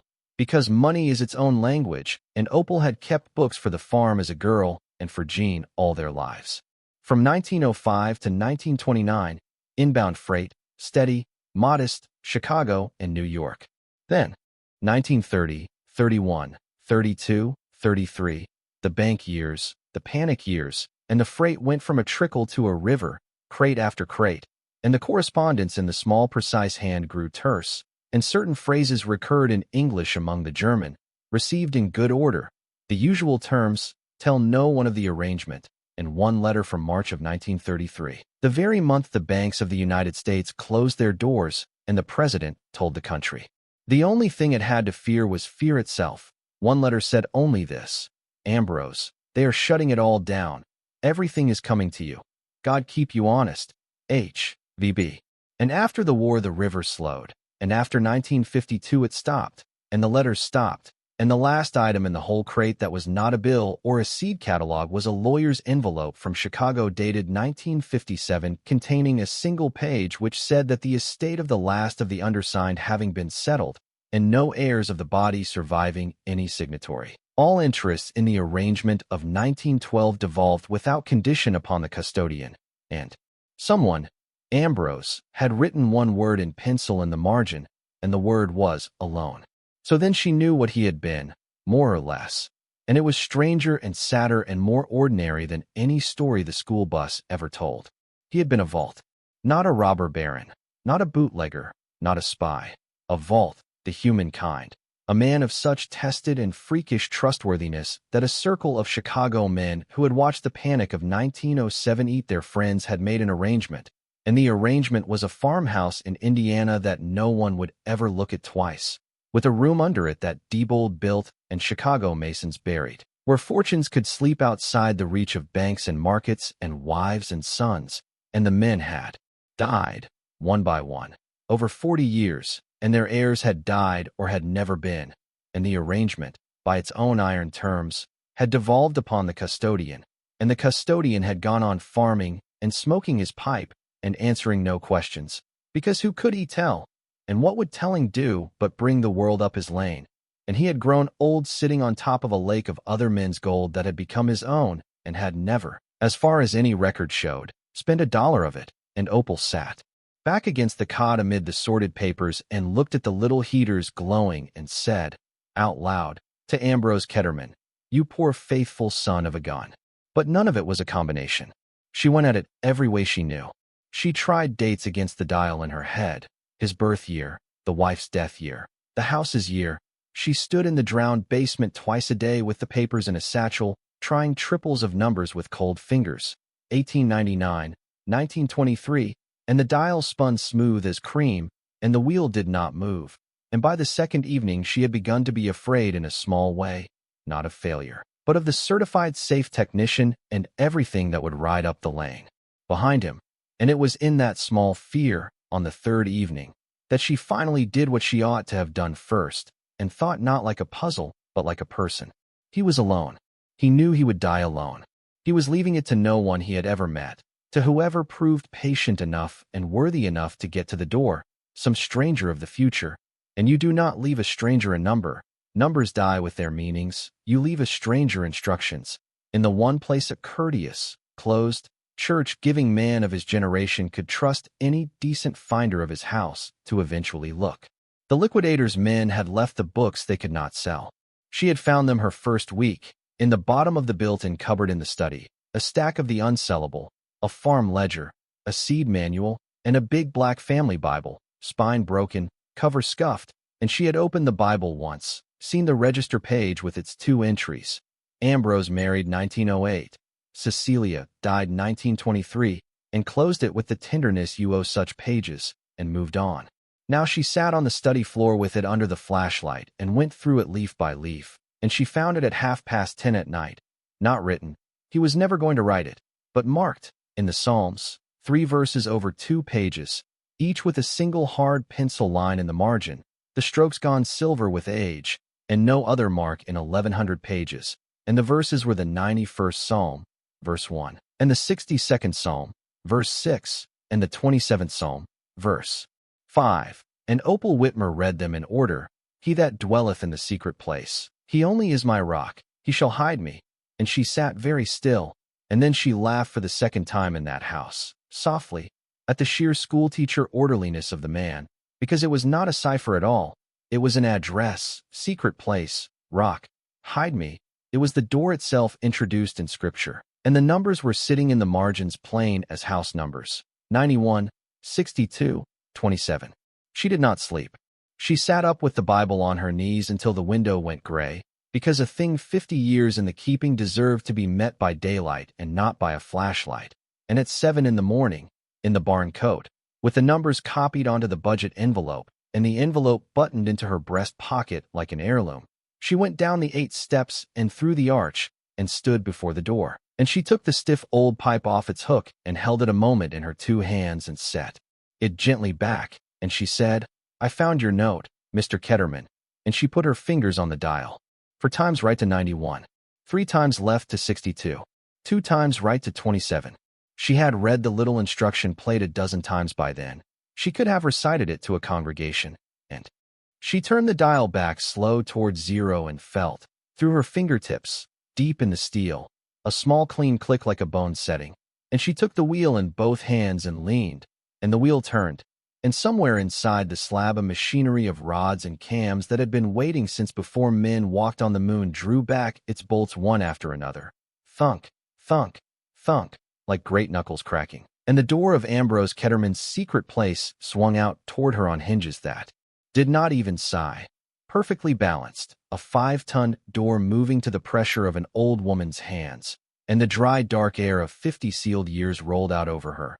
Tobacco and oil and paper and something else, something metallic and cold and utterly distinctive that she had never smelled in quantity in her life and identified anyway, instantly, in the animal part of the brain where such knowledge apparently sleeps. And her flashlight went up, and the beam went in, and the beam came back. Yellow. She stood in the doorway a long time before she went in. She would try, in the months to come, to describe that first minute to the very few people who earned a description, and she never felt she got it right, because everyone who heard it wanted the minute to be a fireworks minute, a lottery minute, arms in the air, and it had not been that at all. It had been closer to the minute you enter a church alone on a weekday, or the minute after a birth when the crying stops. A minute with weight on it, and the first thing she actually did, the first act of her stewardship, was to reach inside the door frame, where her hand somehow knew a switch would be, and find it, a heavy bakelite knob, and turn it, with no hope at all, and the lights came on. That undid her worse than the gold did. Later she understood it. Dale traced it in an afternoon. The old man had run the vault circuit off a separate service with a bank of glass batteries and a trickle line, and the batteries were 60 years dead, but the trickle line ran to the same pole as the yard light the power company had never bothered to disconnect, and the vault circuit had survived on it like a moss surviving on fog, and none of that mattered in the moment. In the moment what happened was that a dead man turned the lights on for her, 6 caged bulbs down the spine of the ceiling waking up one after another with a hum she felt in her teeth, and the room stood up out of the dark all at once and showed itself. And Opal Whitmer put her hand over her mouth and did not move for the better part of 2 minutes. The room was the size the envelope had promised, 30-some feet by 20-some, with the sheened concrete overhead and an oak plank floor laid as fine as the parlors upstairs, and it was not a heap. That was the thing. It was not a dragon's nest. It was a library. Steel shelving ran down both long walls, and in 2 freestanding ranks up the middle, painted the same battleship gray-green as the door, with an aisle between, and everything on the shelving was cased, crated, wrapped, tagged, and the tags were in the small precise hand, and the nearest rank, the whole nearest rank, floor to shoulder height, 40 feet of it, held the small crates, each the size of a bread box, each stenciled with a weight, and she knew before she touched one, from the way the shelf steel bowed a 1/4 inch under each, from the smell that had met her at the door, but she made herself do it properly. She worked the lid off the nearest crate with the pry bar she had carried down, and inside, bedded in wood shavings gone the color of honey, lying in 2 rows of 5 like sardines, were bars. She lifted one out with both hands and nearly dropped it, because nothing that size has any business weighing what it weighed. It was smaller than a brick and heavier than her skillet full of water, and it was not movie gold, not mirror gold. It was old gold, matte and buttery, poured rough with dish tops, stamped with a refiner's mark and a fineness and a weight, for 100 troy ounces. And she stood in the aisle holding 27 pounds of it against her chest the way you hold a cat. Doing, because she could not help it, because she was who she was, arithmetic. And the arithmetic would not behave.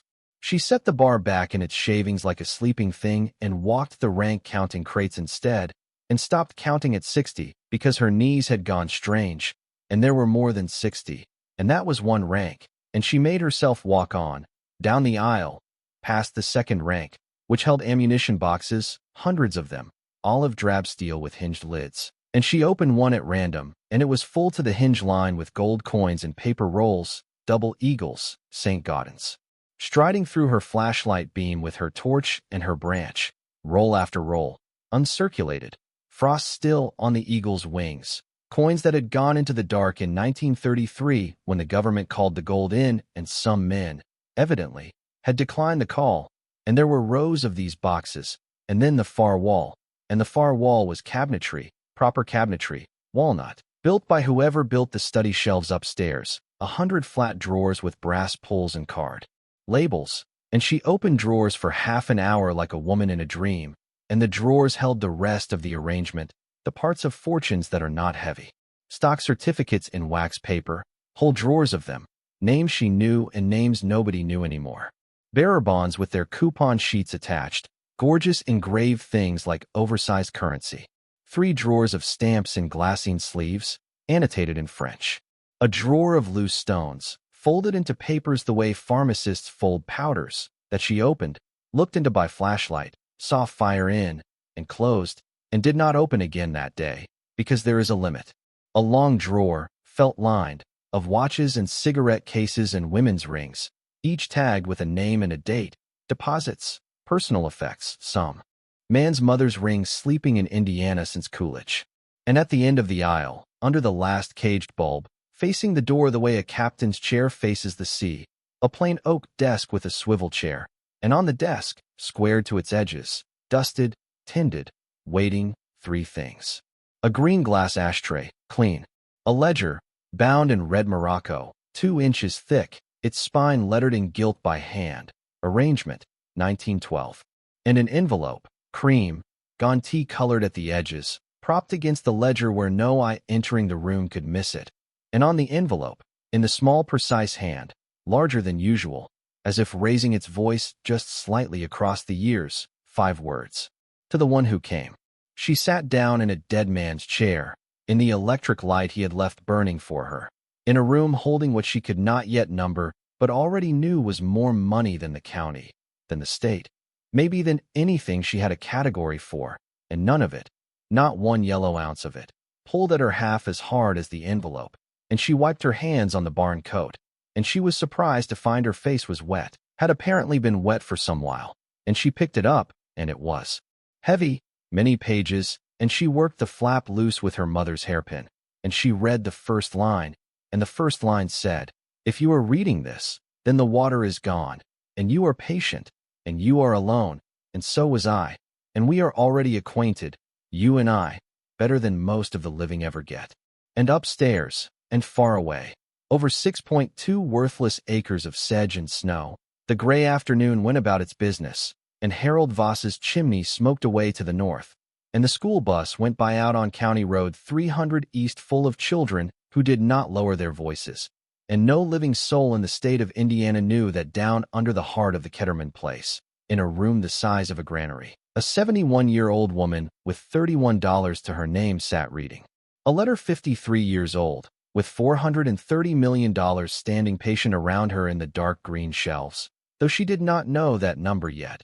Nobody knew that number yet. The number was still weeks away, wearing appraisers and armored trucks and lawyers, and when it came it would change everything and it would change nothing, because the number was never going to be the treasure, and Opal Whitmer, alone at the bottom of her ruined house, already knew what the treasure was, and turned the page, and kept reading.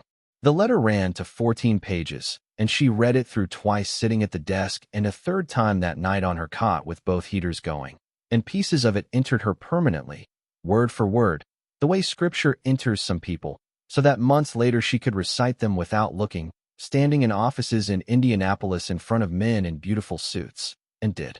He had written it in October of 1961, at 84, in that chair.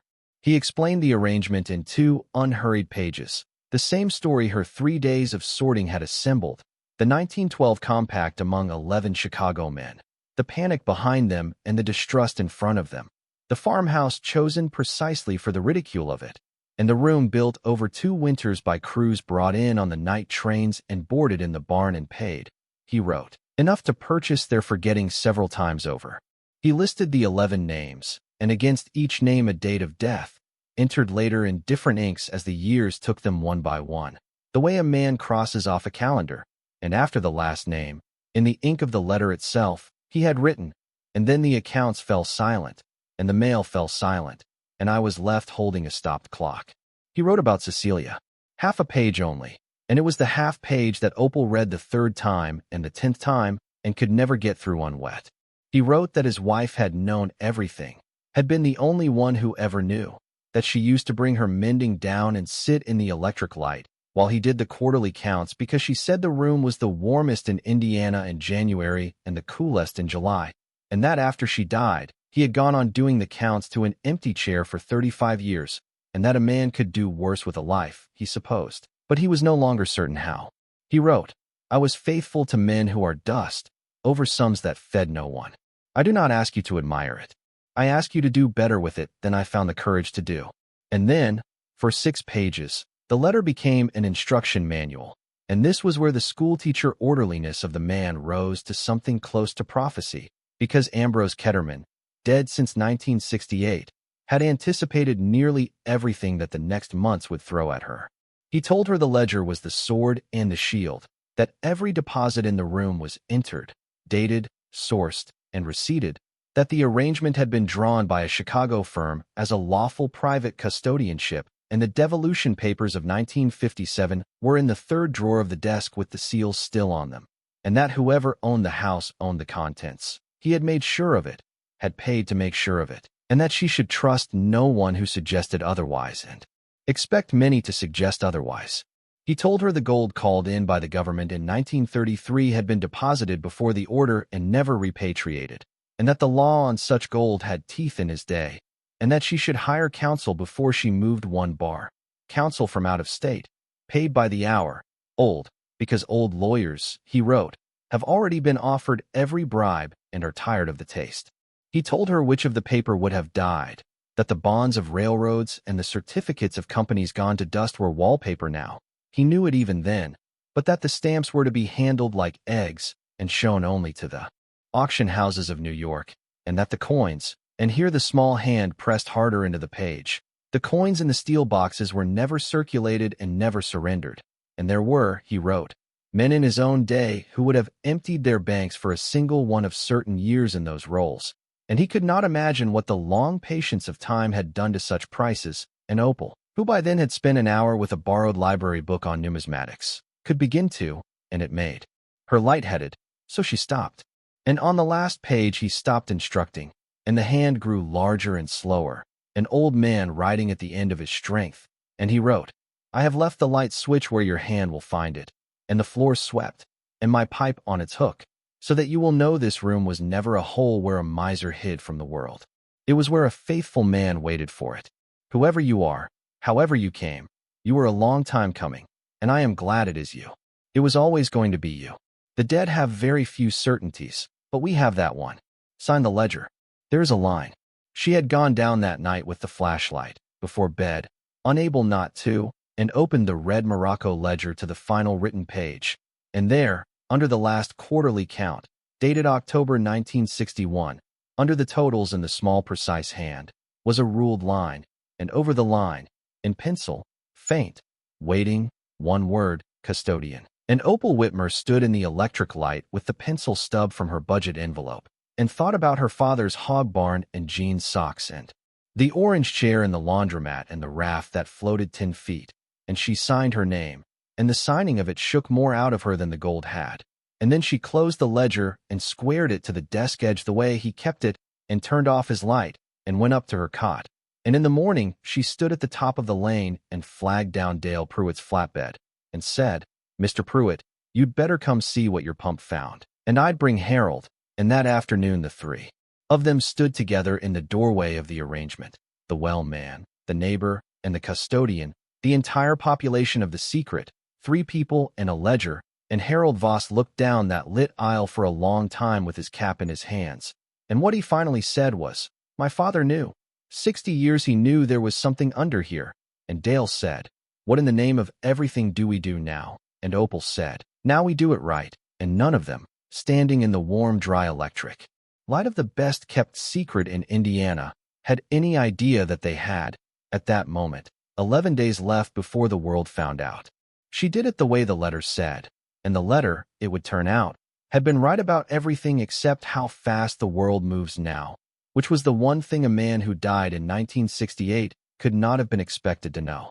She found her lawyer through the library, of all the ways to find a lawyer, by asking the reference librarian in Marion, a serious young woman named Priya, who tracked down anything you asked her without ever once asking why. To pull the bar listings for Cincinnati and sort them by year of admission, oldest first, and Opal took the top of that list to the pay phone with a roll of quarters, and the third call was answered by the man himself. No secretary, a voice like a creaking porch, and the voice said, Tillman. Asa Tillman was 80 years old and had been practicing law in Cincinnati since Eisenhower, estates and trusts, and what he called old messes, and when Opal, choosing her words the way you choose footing on ice, told him she had come into possession of certain property of unusual character and considerable value under a private custodianship agreement dating to 1912. There was a silence on the line of maybe 5 seconds, and then Asa Tillman said, slowly, Madam, I have been waiting my entire career for someone to say a sentence like that to me, and I will be there tomorrow, and do not say another word of it on a telephone. He came, in a 40-year-old Mercedes the color of a cigar, a small stooped man in an actual hat, and he read the devolution papers with the seals still on them, and the arrangement compact, and Ambrose's letter, and the deed in the auction addendum and Bonnie's stamped receipt for $250, and he went down the 8 steps and through the arch, and stood in the doorway of the vault for a long moment. And Opal watched an 80-year-old lawyer take off his hat in a basement. And then he walked the aisle without touching anything, the way Dale had, and came back up, and sat at her folding table in the southeast parlor with his hands folded, and delivered the finest hour of legal counsel of his 60 years at the bar, free of charge, because he refused to start the clock until she had heard it. He said, first, that the old man had been a genius, that the custodianship had been drawn by people who knew exactly what they were doing, that the devolution of 1957 was clean, that fixtures and contents conveyed with the realty under the sale terms, that the bank had sold at absolute auction with no reserve, as is, where is, in writing, read aloud by their own auctioneer in front of 40 witnesses, and that the addendum they had drafted to scare buyers away was now the strongest document in her favor, because a bank that certifies it as fully inspected a property and found it worthless has a difficult time arguing later that it secretly contained the gross domestic product of a small nation. He said, second, that the coins were lawful, that the deposits predated the gold order and the paper trail proved it, that the ledger was, as the old man had promised, the sword and the shield, and that in 40 years of probate work he had never seen records like it, every bar receipted, every roll dated, a chain of custody running unbroken from the Taft administration to a folding table in a farmhouse parlor. And he said, third, and here he took off his glasses and cleaned them on his tie, which she would learn was what Asa Tillman did in place of raising his voice. He said, Mrs. Whitmer, the law is on your side, and the law will not be your problem. Your problem will be everything else. Your problem will be every person who has ever laughed at you deciding they always believed in you, and every relation you have and several you do not have discovering their love for you, and men with television cameras standing in your sedge grass, and thieves, sophisticated ones and stupid ones, and the stupid ones are more dangerous, and charities real and invented, and your own heart at 3 a.m. And I can protect you from precisely one of those things, so let us get the one done properly and brace for the rest. And they got the one done properly. It took 9 of the 11 days, though none of them was counting yet. Tillman filed nothing at first, on purpose. Filing was noise. Instead, he built the file itself, assembling in silence what he called the fortress, certified copies, photographs, a notarized inventory begun by the 3 of them, Opal reading tags aloud, Dale lifting, Harold checking numbers against the ledger in his church glasses, and Tillman brought in the appraisers one at a time, out of state, bound in writing before they saw so much as the lane. The gold man came first, an assayer from Toronto, courteous and gray, who drilled a sample from one bar in each lot and ran his instruments off a generator and grew more silent with each reading. And on his second day, he stopped in the aisle and said, to no one, these are Hamburg and New York pours. Pre-war, I have handled maybe a dozen in my life. And there are, he looked down the rank and did not finish the sentence. And his written report, when it came, gave a bullion weight for the room of just under 3 metric tons and a melt value, at that winter's prices, of $186 million, and he added a paragraph, unprompted, noting that the bar's age and provenance would command a premium above melt from institutional collectors. And Opal read the number at the folding table and set the report down and went and did the dishes, because it was the only thing in the house that made sense to do with her hands. But it was the coin man who broke the arithmetic for good. He was younger, from New York, sent by an auction house whose name even Opal knew, and he had come, Tillman said, prepared to be polite about a farm hoard. And he opened the first ammunition box and unrolled the first paper roll onto a velvet pad and went very still, and he stayed very still for parts of the next 4 days. Because the rolls were not a farm hoard. The rolls were bank fresh, never circulated, put away by men who were pulling their money out of the world in the exact years the mints were striking coins that the government would shortly call back in and melt by the millions. And so the rolls were full of ghosts, dates that existed in the record books in the low dozens because nearly every specimen had gone into the furnaces, and here they were by the roll. And on the third day the coin man came up the 8 steps holding one small paper cylinder in both hands like a relic, and asked Opal to sit down, and she said she preferred to stand. And he said that this roll, this single roll of 20 coins, this roll alone, at auction, conservatively, and he said a number, and Opal Whitmer, who had cut her blood pressure pills in half to make the bottle last, stood in her ruined kitchen and heard a man say that a paper tube she could hide in her apron pocket was worth more than every farm in Fairmount Township combined. The totals assembled themselves over those 9 days the way a storm assembles, piece by piece, each piece unremarkable until you saw the sky hole. Bullion, $186 million. The coins, when the New York house had graded a sampling and modeled the rest, carried an auction estimate of $170 million, and the coin man begged her, actually begged, to release them over years and not at once, so as not to break the market he had spent his life serving. The stamps went to a specialist in Geneva by insured courier and came back with an estimate of $31 million, and a letter observing that 2 of the sleeves contained items believed lost since the 1940s and that the philatelic world would, his word, convulse. The stones in the folded papers were graded in Chicago at $26 million. The watches, the cases, the miscellany, perhaps $8 million, though those were never going to be sold. She had decided that already, standing over the felt-lined drawer of Mother's rings. But the appraisers appraised what was put in front of them. That was their office. The bearer bonds and the certificates were, as Ambrose had predicted, mostly wallpaper, railroads gone to rust, names dissolved into other names. Though Tillman set 2 clerks hunting the corporate genealogies anyway. Because, he said, paper surprises you.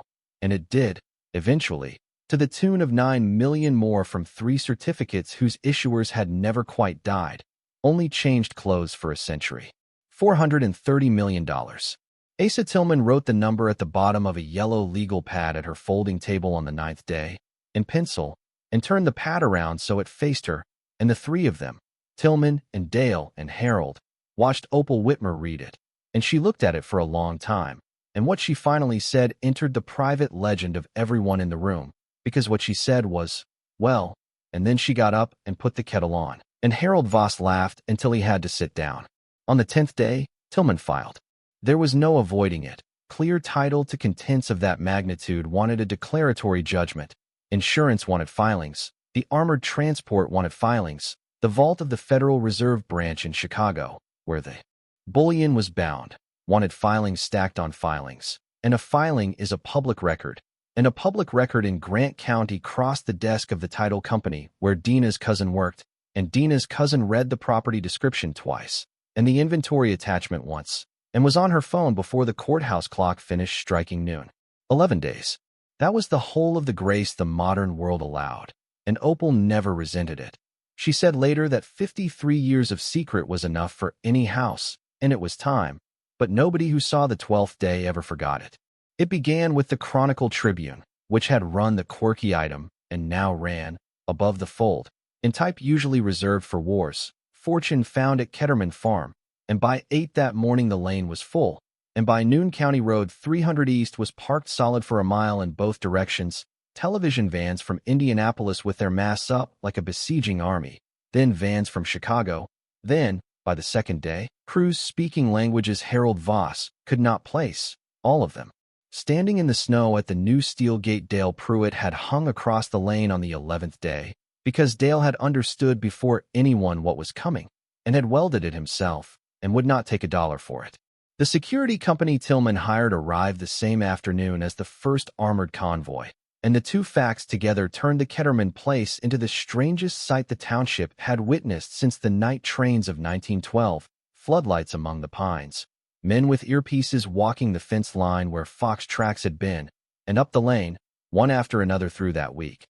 The trucks, gray, unmarked, riding low on their springs going out, and the whole county lined the road to watch them pass the way an earlier county had once lined roads to watch circus elephants, and people cheered them, actually cheered, because by then the story had done in the public heart what such stories do. It had stopped being about money and become about the woman. Because the details had gotten out. All of them. The details always get out. The orange chair in Mr. Trang's laundromat got out. The 11 weeks in the Buick got out. The $283, the funeral suit, the glass pearls, the pills cut in half, the son in Fort Wayne with the pool, all of it got out. And the same country that had scrolled past 1,000 stories of old women frozen out of their homes found that it could not get enough of the one where the woman knocked on the floor, and the calls began. Morning shows, evening shows, a man who wanted the movie rights, a woman who wanted the book rights, and Opal declined them all through. Tillman in language he polished, but did not soften, and her silence made it larger. Of course, silence always does, and the photograph that ran everywhere, taken with a long lens through the pines, unauthorized, showed a small woman in a barn coat standing on the porch of a ruined brick house watching an armored truck come up her lane, with her arms folded and her chin level, and the wire services captioned it with the auction number and the appraisal number side by side, $250 for $130 million, and beneath those two numbers the whole apparatus of American commentary simply sat down, unable to add anything. Russell called on the 12th day. She was expecting it. She had in fact told the gate to expect him, and when the call came she took the phone out onto the porch in the cold to have it in private, and her son's voice, when it finally came, after a silence she let run as long as it needed, was not the spreadsheet voice, and it was not the delegation voice. It was a voice she had not heard since a wet April at Deer Creek, and it said, "Mom, I keep starting this sentence, and it keeps being the wrong sentence." She waited. He said, "I'm not calling about," and he stopped and started again. "I don't want anything. I need you to hear that first. Whatever you do with, whatever it, that's yours, Dad would." And he stopped again. And then he said the right sentence at last, the one he had been circling his whole adult life. He said, "You were sleeping in the car, and I let you. And there is no version of me that gets over that. And I am not asking you to." Opal looked out at the pines, at the light dying gold between them, at a security man walking the fence where the fox went, and she said, "Russell, come Saturday, and bring my grandchildren, and leave Dina to follow when she's ready. She'll be ready faster than you think. And park at the gate and walk up the lane like everybody who matters does, and I'll have the coffee on, and we will not talk about the money. We will talk about the raft." And Russell Whitmer, 51 years old, wept on a telephone in Fort Wayne, and his mother let him, standing on her porch in the cold, dry-eyed and steady, because one of them got to be, and it had always been her, and that was all right. That had always been all right. The challenges came, as Tillman had promised, and they broke against the fortress, one after another, like weather against brick. The bank went first, and the bank never had a chance, and the bank's own lawyers knew it. But institutions must be seen to try. And so First Community filed a motion suggesting mutual mistake, suggesting the sale might be unwound, suggesting, in paragraphs of exquisite embarrassment, that nobody had understood what was being sold, and Asa Tillman rose in a Grant County courtroom packed to the fire code and read aloud, slowly, savoring it the way old men savor few things, the bank's own auction. Addendum, sold as is, where is, no warranty expressed or implied, structure fully inspected, and then he read the auctioneer's editorial remark, sworn to by 11 witnesses, that the bank had spent more on lawyers untangling the title than they would make selling it. And he took off his glasses and cleaned them on his tie and said, "Your Honor, my client bid on a property this institution begged the public to take. and she was the only human being in the county with the courage to raise her hand, and the doctrine they now seek shelter under exists to protect the mistaken, not the merely regretful.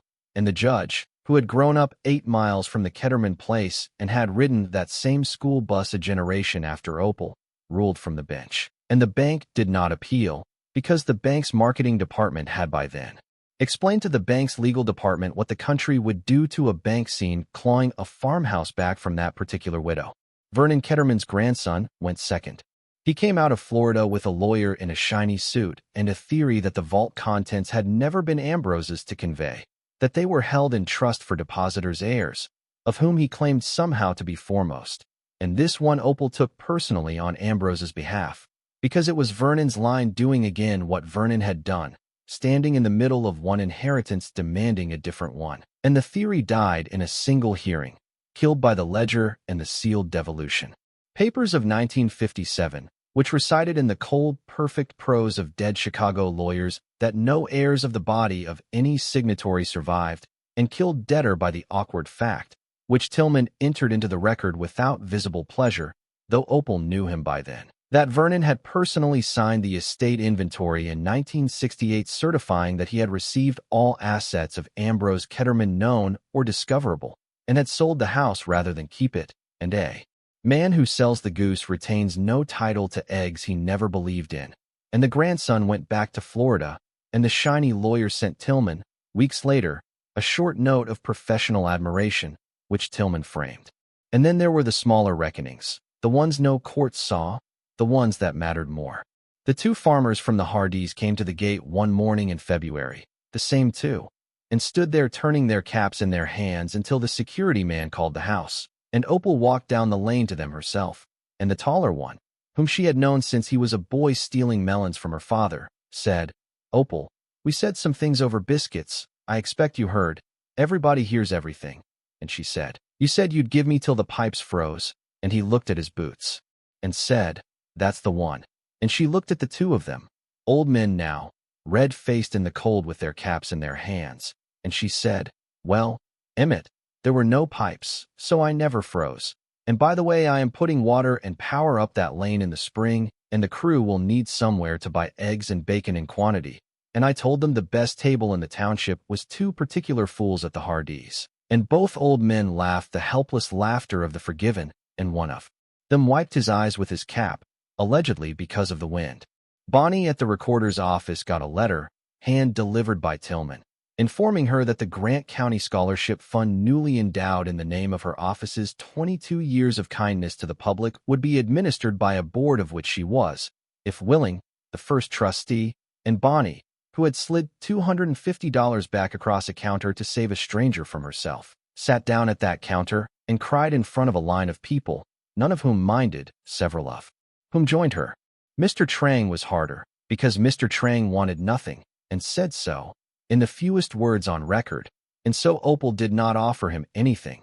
She simply bought the building his laundromat had rented for 30 years, through a company Tillman built for such errands, and had the new landlord inform him that the rent, effective immediately and in perpetuity, was $1 per year, and the door sticking in winter was henceforth a protected architectural feature, and she had the orange plastic chair by the window replaced without announcement with the most comfortable chair that could be found in the state of Indiana, upholstered in orange out of respect, and Mr. Trang never said a word about any of it to anyone.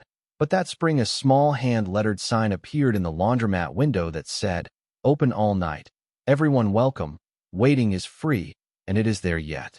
And Dina came, in March, alone, ahead of schedule just as Opal had predicted, and stood in the restored front hall in boots that had by now met a great deal of mud.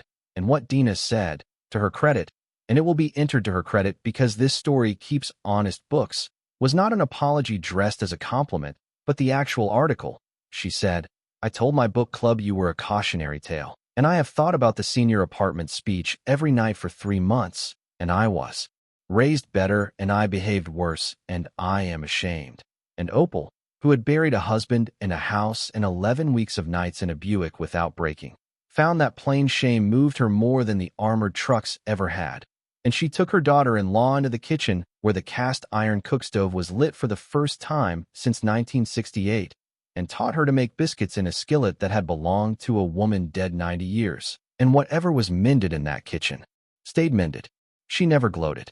That should be set down plainly, because the world kept waiting for it, and the world included the 4 professionals from the courthouse steps, the men in good boots and bad coats who had cataloged her as nothing in 90 seconds, and one of them, the one who had said swamp with a haunted house on it, gave an interview to an Indianapolis station in the first crazy week, and to his everlasting credit he did not pretend. He stood in his equipment yard and said, "I had the folder, I had the numbers, I had 30 years of knowing better, and the numbers said walk away, and the numbers were right about everything except the one thing.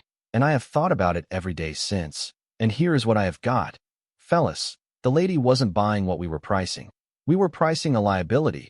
She was buying a door, and you cannot put a door through a spreadsheet." And that clip ran everywhere, and Opal watched it at Harold's on his old console set, and said only, "Well, he's honest," which in her ledger was the whole of a man's assets stated. The cameras at the gate were waiting for the gloat, too. Half the county in its secret heart was waiting for it. The interview where she named names, the triumphant tour of the vault, the check waved like a flag, and it never came. And when a reporter finally shouted the question over the gate that everyone was circling, shouted, "Mrs. Whitmer, what do you say to all the people who laughed at you?" Opal stopped on the lane and considered it honestly, and gave the only answer she ever gave on the subject, 7 words, quoted since in more places than she will ever know. She said, "They were right, until they weren't," and walked on up under the pines. But before all of that settled into its long shapes, there were 2 days that stood up out of the rest like the pines above the sedge, and the first of them was the Saturday Russell came. The first Saturday, the one arranged on the phone while a security man walked the Fox line, and it deserves to be told slowly, because everything else that healed between them was built on it. He parked at the gate as instructed and walked up the lane like everybody who matters does, and he did not bring Dina, as instructed, but he brought the boys, his son's twins, 6 years old then, and the twins did for that morning what small children are issued into the world to do, which is make impossible conversations possible by constantly interrupting them.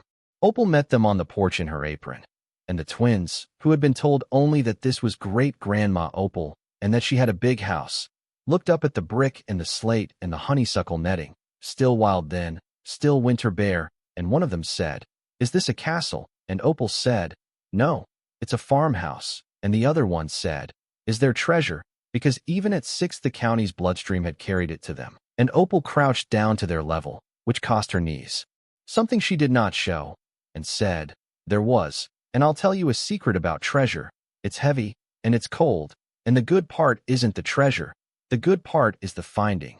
Do you 2 know how to knock on a floor?" And by 10 that morning 2 6-year-olds were crawling the length of the restored winter kitchen on their hands and knees, knocking solemnly on every board and reporting their findings and shouts.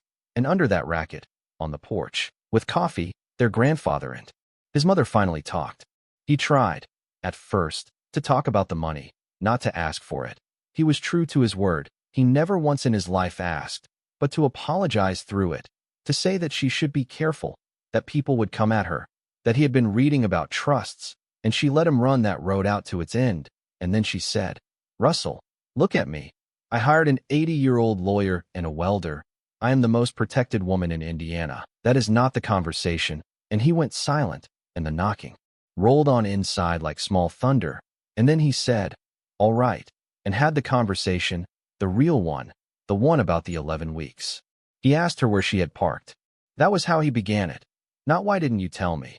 which would have put the weight on her, but "Where did you park?" taking the weight himself, wanting the actual picture, and she told him, "The Kroger mostly, the church lot on Sundays because nobody tows on Sundays, Mr. Trang's when it dropped below 20, and he sat with his coffee going cold and made himself hear all of it, the truck stop showers, the $4, the ironing on the folding table, the newspaper from the recycling bin." So her hands would look busy, and when she finished he did not perform his grief at her. He did not make her comfort him. He had grown that much on the drive down at least. He only said, "I keep thinking about the part where you pressed your blouses," and she said, "Well," and he said, "No, listen, that's the part, Mom. I've been telling myself a story where it happened fast, and nobody could have known." And a woman ironing a blouse on a laundromat table at midnight is not a woman it happened fast to.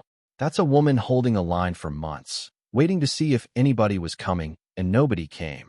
And Opal looked out at the lane a while, and then gave him the only absolution that was honest, which was not.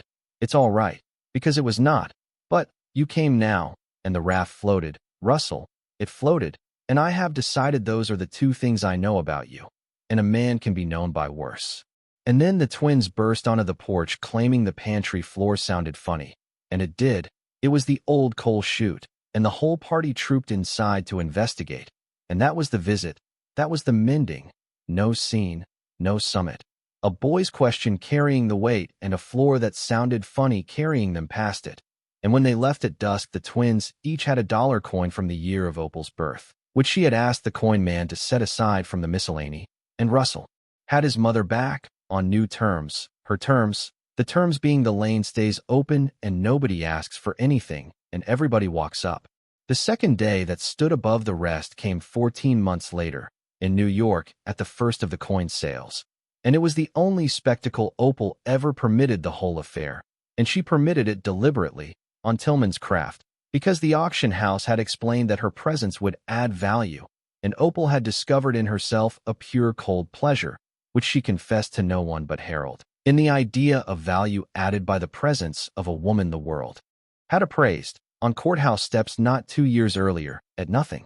They flew her out, first class, her first airplane since a church trip in 1988, and she wore the funeral suit, freshly pressed, and the glass pearls. And this was noted. The papers noted it. She intended it to be noted. The richest new fortune in the Midwest standing in a Manhattan sale room in a dead man's suit season and dime store pearls. And when the house director, sleek as an otter, asked gently backstage whether she might like, and left the sentence tactfully open toward jewels and dressmakers, Opal said, "Young man, these pearls have attended a wedding, 2 funerals, and a foreclosure. They have earned the auction," and the director, to his lasting credit, laughed and told the story at every dinner party for a decade. The room that evening held more money than the room could believe. Dealers on the phones to Zurich and Hong Kong. And lot after lot from the steel ammunition boxes went across the block. The ghosts, the dates that were not supposed to exist in those numbers. And the prices climbed into places that made the sleek director grip his podium. And the last lot of the night was the roll. The one the coin man had carried up the 8 steps in both hands. Open now, graded, it's 20 coins.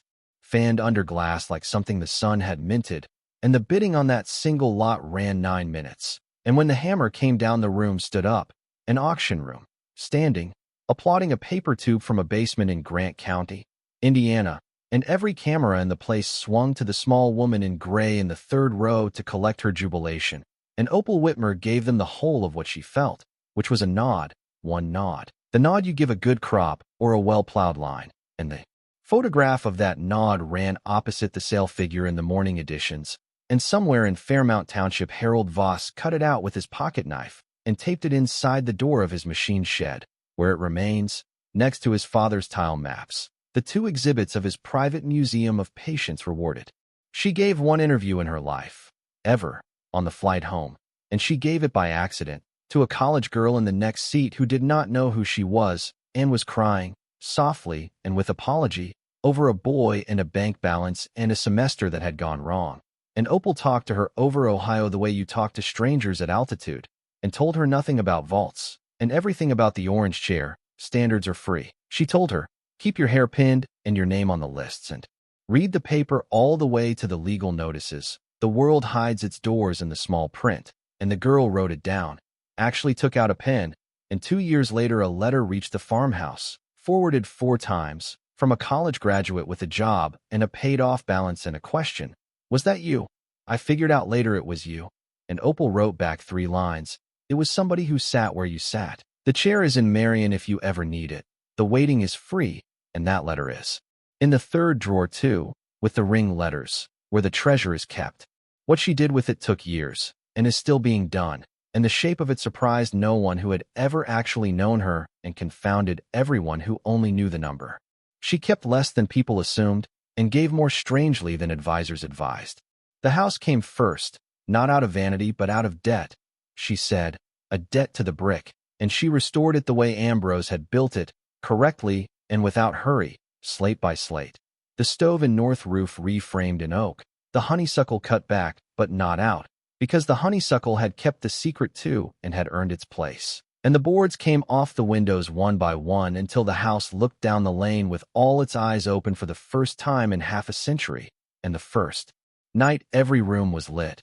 Harold Voss stood at the end of his own lane looking south at the glow through the pines for a long time, and told his daughter on the phone that it looked like the township had gotten a tooth back. The felt-lined drawer went next, and the felt-lined drawer became her private crusade and the thing, of everything, she was proudest of. 11 names in the ledger, 11 dead Chicago men. And in that drawer their watches, their cigarette cases, their wives' and mothers' rings, deposited in fear in the 30s and orphaned by the arithmetic of mortality. And Ambrose had kept every tag, and Opal hired a genealogist, a patient young man named Deshawn, who worked out of the Allen County Library, and was to family trees what Dale Pruitt was to water. And over 3 years they found them, the great-grandchildren, the collateral lines. A retired nurse in Milwaukee, a high school music teacher in Tucson, a soybean farmer not 40 miles away who had no idea his people had ever had a dime, and to each of them, with no cameras and no conditions, came a small package and a letter explaining where their grandmother's ring had spent the last 90 years and why, and a photograph of the shelf it had waited on. And more than one of those letters was answered with the same sentence in different handwriting, the sentence being some version of, "We always heard there was money once, but nobody ever told us there was love." And Opal kept every reply in the third drawer of Ambrose's desk, where the devolution papers had slept, because that, she said, was what the drawer was for now. The county got its share in ways designed, with Tillman's craft, to be hard to thank her for. The senior apartments by the hospital, the ones with the 4-year waiting list, acquired a new wing and then a second building, and the waiting list went to 0 and has stayed there, and the funding entity was named for no one, and everyone knew, and no plaque exists, which was the point. The library in Marion, where a reference librarian named Priya had once pulled bar listings, without asking why, found itself endowed beyond the dreams of libraries, and Priya, who had meanwhile finished her degree, runs it now. A trust bought and forgave, without a word of announcement, the medical debt of every household in 3 counties, an act that made national news precisely because no one would take credit, and the reporters who traced it gave up at a law office in Cincinnati, where an 83-year-old man cleaned his glasses on his tie and said he was not at liberty. And the 6.2 worthless acres stayed worthless, gloriously, permanently worthless, deeded into a conservation easement with the sedge and the cattails and the fox runs protected to the end of time, because the wetland designation that had made the professionals laugh on the courthouse steps had also, Opal never forgot, kept the parcel too cheap to bulldoze for 50 years. The swamp had guarded the house as surely as the water had guarded the door, and you do not sell your centuries, you pension them. Dale Pruitt tried to refuse what she settled on him and lost the argument in her kitchen in under 4 minutes. The only argument anyone is known to have won against Dale on the subject of money, and the well drilling company he had dreamed about idly for 30 years exists now and employs half of Fairmount Township and answers its phone, per its founder's standing order, no job too odd. Harold Voss would take nothing, nothing at all, until Opal found the one thing he could not refuse, and paid to have his father's drainage tile maps, 60 years of hand-drawn genius moldering in the Voss attic, archived and published by the State Historical Society under the old man's name, so that the surveyor who had smelled the wrong-shaped cistern in 1926 got, a century late, his credit. And at the little ceremony in Indianapolis, Harold wore a suit last seen at his wedding, and said 11 words into the microphone. "My father always said the ground talks." Well, today it did, and sat down to the loudest applause of the afternoon. And Ambrose and Cecilia got their due, which was the strangest work and the most necessary. Opal had their plot in the Marion Cemetery recut and dressed. The stone had gone illegible, and the new stone says their names and their dates, and beneath, at her instruction, for words from the letter, a faithful man waited. And every October, in the week the freight records showed Cecilia used to bring her mending down to the warm electric light. There are flowers on that grave, and the cemetery office declines, politely, year after year, to say who sends them, although the whole county knows. The whole county has always known everything. It is the county's single genius. The vault she kept, emptied of its tonnage, filed of its papers, it would have made, people told her, a wine cellar, a storm shelter, a tourist attraction. A bank would have bought the door alone for a fortune, and she declined it all, and had Dale service the hinges once a year, and left the shelves and the desk and the green glass ashtray and the corn broom in its corner and the pipe on its hook by the dial, exactly where a hand had hung it meaning to come back, and once a quarter, on the schedule the ledger. Kept for 50 years, Opal Whitmer goes down the 8 steps and through the arch, and turns on the lights a dead man wired for her, and sits at the desk, and opens the red Morocco book, and writes the date. And under the date, in the space where the counts used to go, she writes what the money did that season, the rings found, the debts burned, the wing built, the list at 0, entry after entry in a widow's steady hand. And then she squares the ledger to the edge of the desk, and sits a while. In the warm light in the coolest room in Indiana in July and the warmest in January, in the empty chair's company. And it is not sad. She would want that understood. It is the least sad hour of her quarter. It is a board meeting of the faithful, attendance too, one living, and then she turns off the light and goes up to her house. The last scene belongs to a Saturday in the 2nd October, because that was the Saturday the raft went in the water.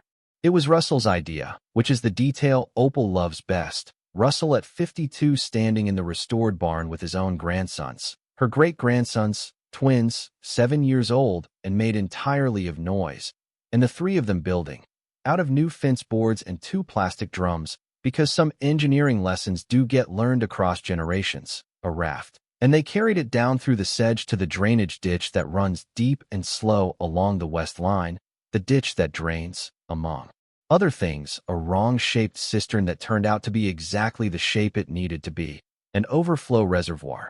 Dale had finally mapped the whole hidden plumbing of the place and pronounced it, in the highest praise he owns, honest work, and the twins launched the raft with their grandfather holding the rope, and it floated.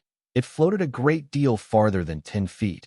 It floated until the rope ran out, and the twins screamed the scream of successful engineers, and Russell looked up the slope to the porch where his mother sat, and raised one hand, and she raised hers. It was a full porch that afternoon, the way it usually is now. Dina was in the kitchen with the skillet, by her own insistence, having appointed herself sergeant of biscuits 2 years ago and defended the post since. Harold Voss, 91 that fall and still walking his lane most days, sat in the second rocker with a blanket over his knees he claimed not to need, arguing companionably with Asa Tillman, who drives the cigar-colored Mercedes up from Cincinnati one Saturday a month, about which of them was older in the ways that count, an argument neither intends to win because winning would end it. Bonnie was there with her grandchildren, and Deshawn the genealogist with a folder he swore was the last of the Ring families, a great-granddaughter located in Oregon, and down at the gate, which stands open now on Saturdays, open, with a sign Dale welded that says walk up, the lane is good for you. A few of the curious still come. They never entirely stop coming. And if they walk the quarter mile they are generally given a biscuit, because the county's verdict on Opal Whitmer completed its long arc years ago, from pity to laughter to astonishment to greed to something that has no exact name but looks, from the porch, a great deal like family. She is 74 now. She sleeps in the southeast bedroom upstairs, in a proper bed, though the folding cot is kept. It is in the attic with the funeral suit and the glass pearls and one orange plastic chair that Mr. Trang, breaking his silence in the only message he has ever sent her, had delivered to the house the week the trucks left, with a note that said, in full, you will want this someday, to remember. And he was right. She wants it. Some things you keep because they held you when nothing else did. A chair, a skillet, a door you own. The money goes on doing what money does when it is finally in the right hands, which is to become other things without fuss, roofs and rooms and zeroed lists and rings on the right fingers. And the number itself, the famous number, the 430 million that stood beside the 250 on every front page in the country, has long since stopped being a number she thinks about, because Ambrose was right about that too. The number was never going to be the treasure, and if you asked her today, on the porch, in the October light, with the raft shouting down at the ditch and the biscuits arguing with the wood smoke, what the treasure was. She would probably pour you coffee and decline the question. She declines most questions. It is half her legend. But the answer is in the ledger, in the red Morocco book, on the page after Ambrose's last count, where two lines stand one above the other in two hands, 53 years apart. The first line, in a small precise hand, in pencil, faint, says, custodian. The second line says, Opal Marie Whitmer, and beneath it, in the space the old man ruled for whatever came next, she has written the only editorial comment of her stewardship, the sentence she thinks of as the true appraisal, the one no assayer drilled and no auction house graded. And it says, he was faithful over much, and I was faithful over little, and the house held both of us, and it is enough. Because that is the end of it, and the whole of it. A man built a room and kept a promise until the promise outlived everyone it was made to. And then he swept the floor and hung up his pipe and left the light where a stranger's hand would find it, and trusted the dark to deliver. And 53 years later the dark delivered, not to the clever or the strong or the deserving as the world keeps books, but to a woman in a funeral suit with her hand up on the courthouse steps, the only one who raised it, a woman who had lost the house and the husband and the savings and the son's regard and had kept, through all of it, the two unappraisable assets that the whole story secretly runs on, patience and the habit of knocking. The snow comes down over Fairmount Township the way it always has, over the pines and the sedge and the open gate, over Harold's chimney smoke and the lit windows of the brick house that the road can see again, and somewhere under the heart of that house a green glass ashtray sits clean on a squared desk in the dark, and a pipe hangs on its hook by a dial set to 0, and the room waits, the way it was built to, the way it always will, not for gold now, the gold was only ever the ballast, but for the next hand on the ledger, whoever that turns out to be, however long it takes, because the house has learned the family trade, and the family trade is waiting well, and the county children on the school bus have new stories about the Ketterman place these days, better ones, true ones, and they do not lower their voices when they pass it. They wave. Stories like this remind us that starting over is terrifying, but it is always possible. If you or someone you love is facing a total reset right now, whether from a divorce, a loss, or a financial disaster, you need a plan. Scan the QR code on your screen or click the link below to get the Phoenix Blueprint for just $17. It gives you the exact steps you need to take in the first 48 hours and a 90-day plan to get your independence back. Thank you for watching.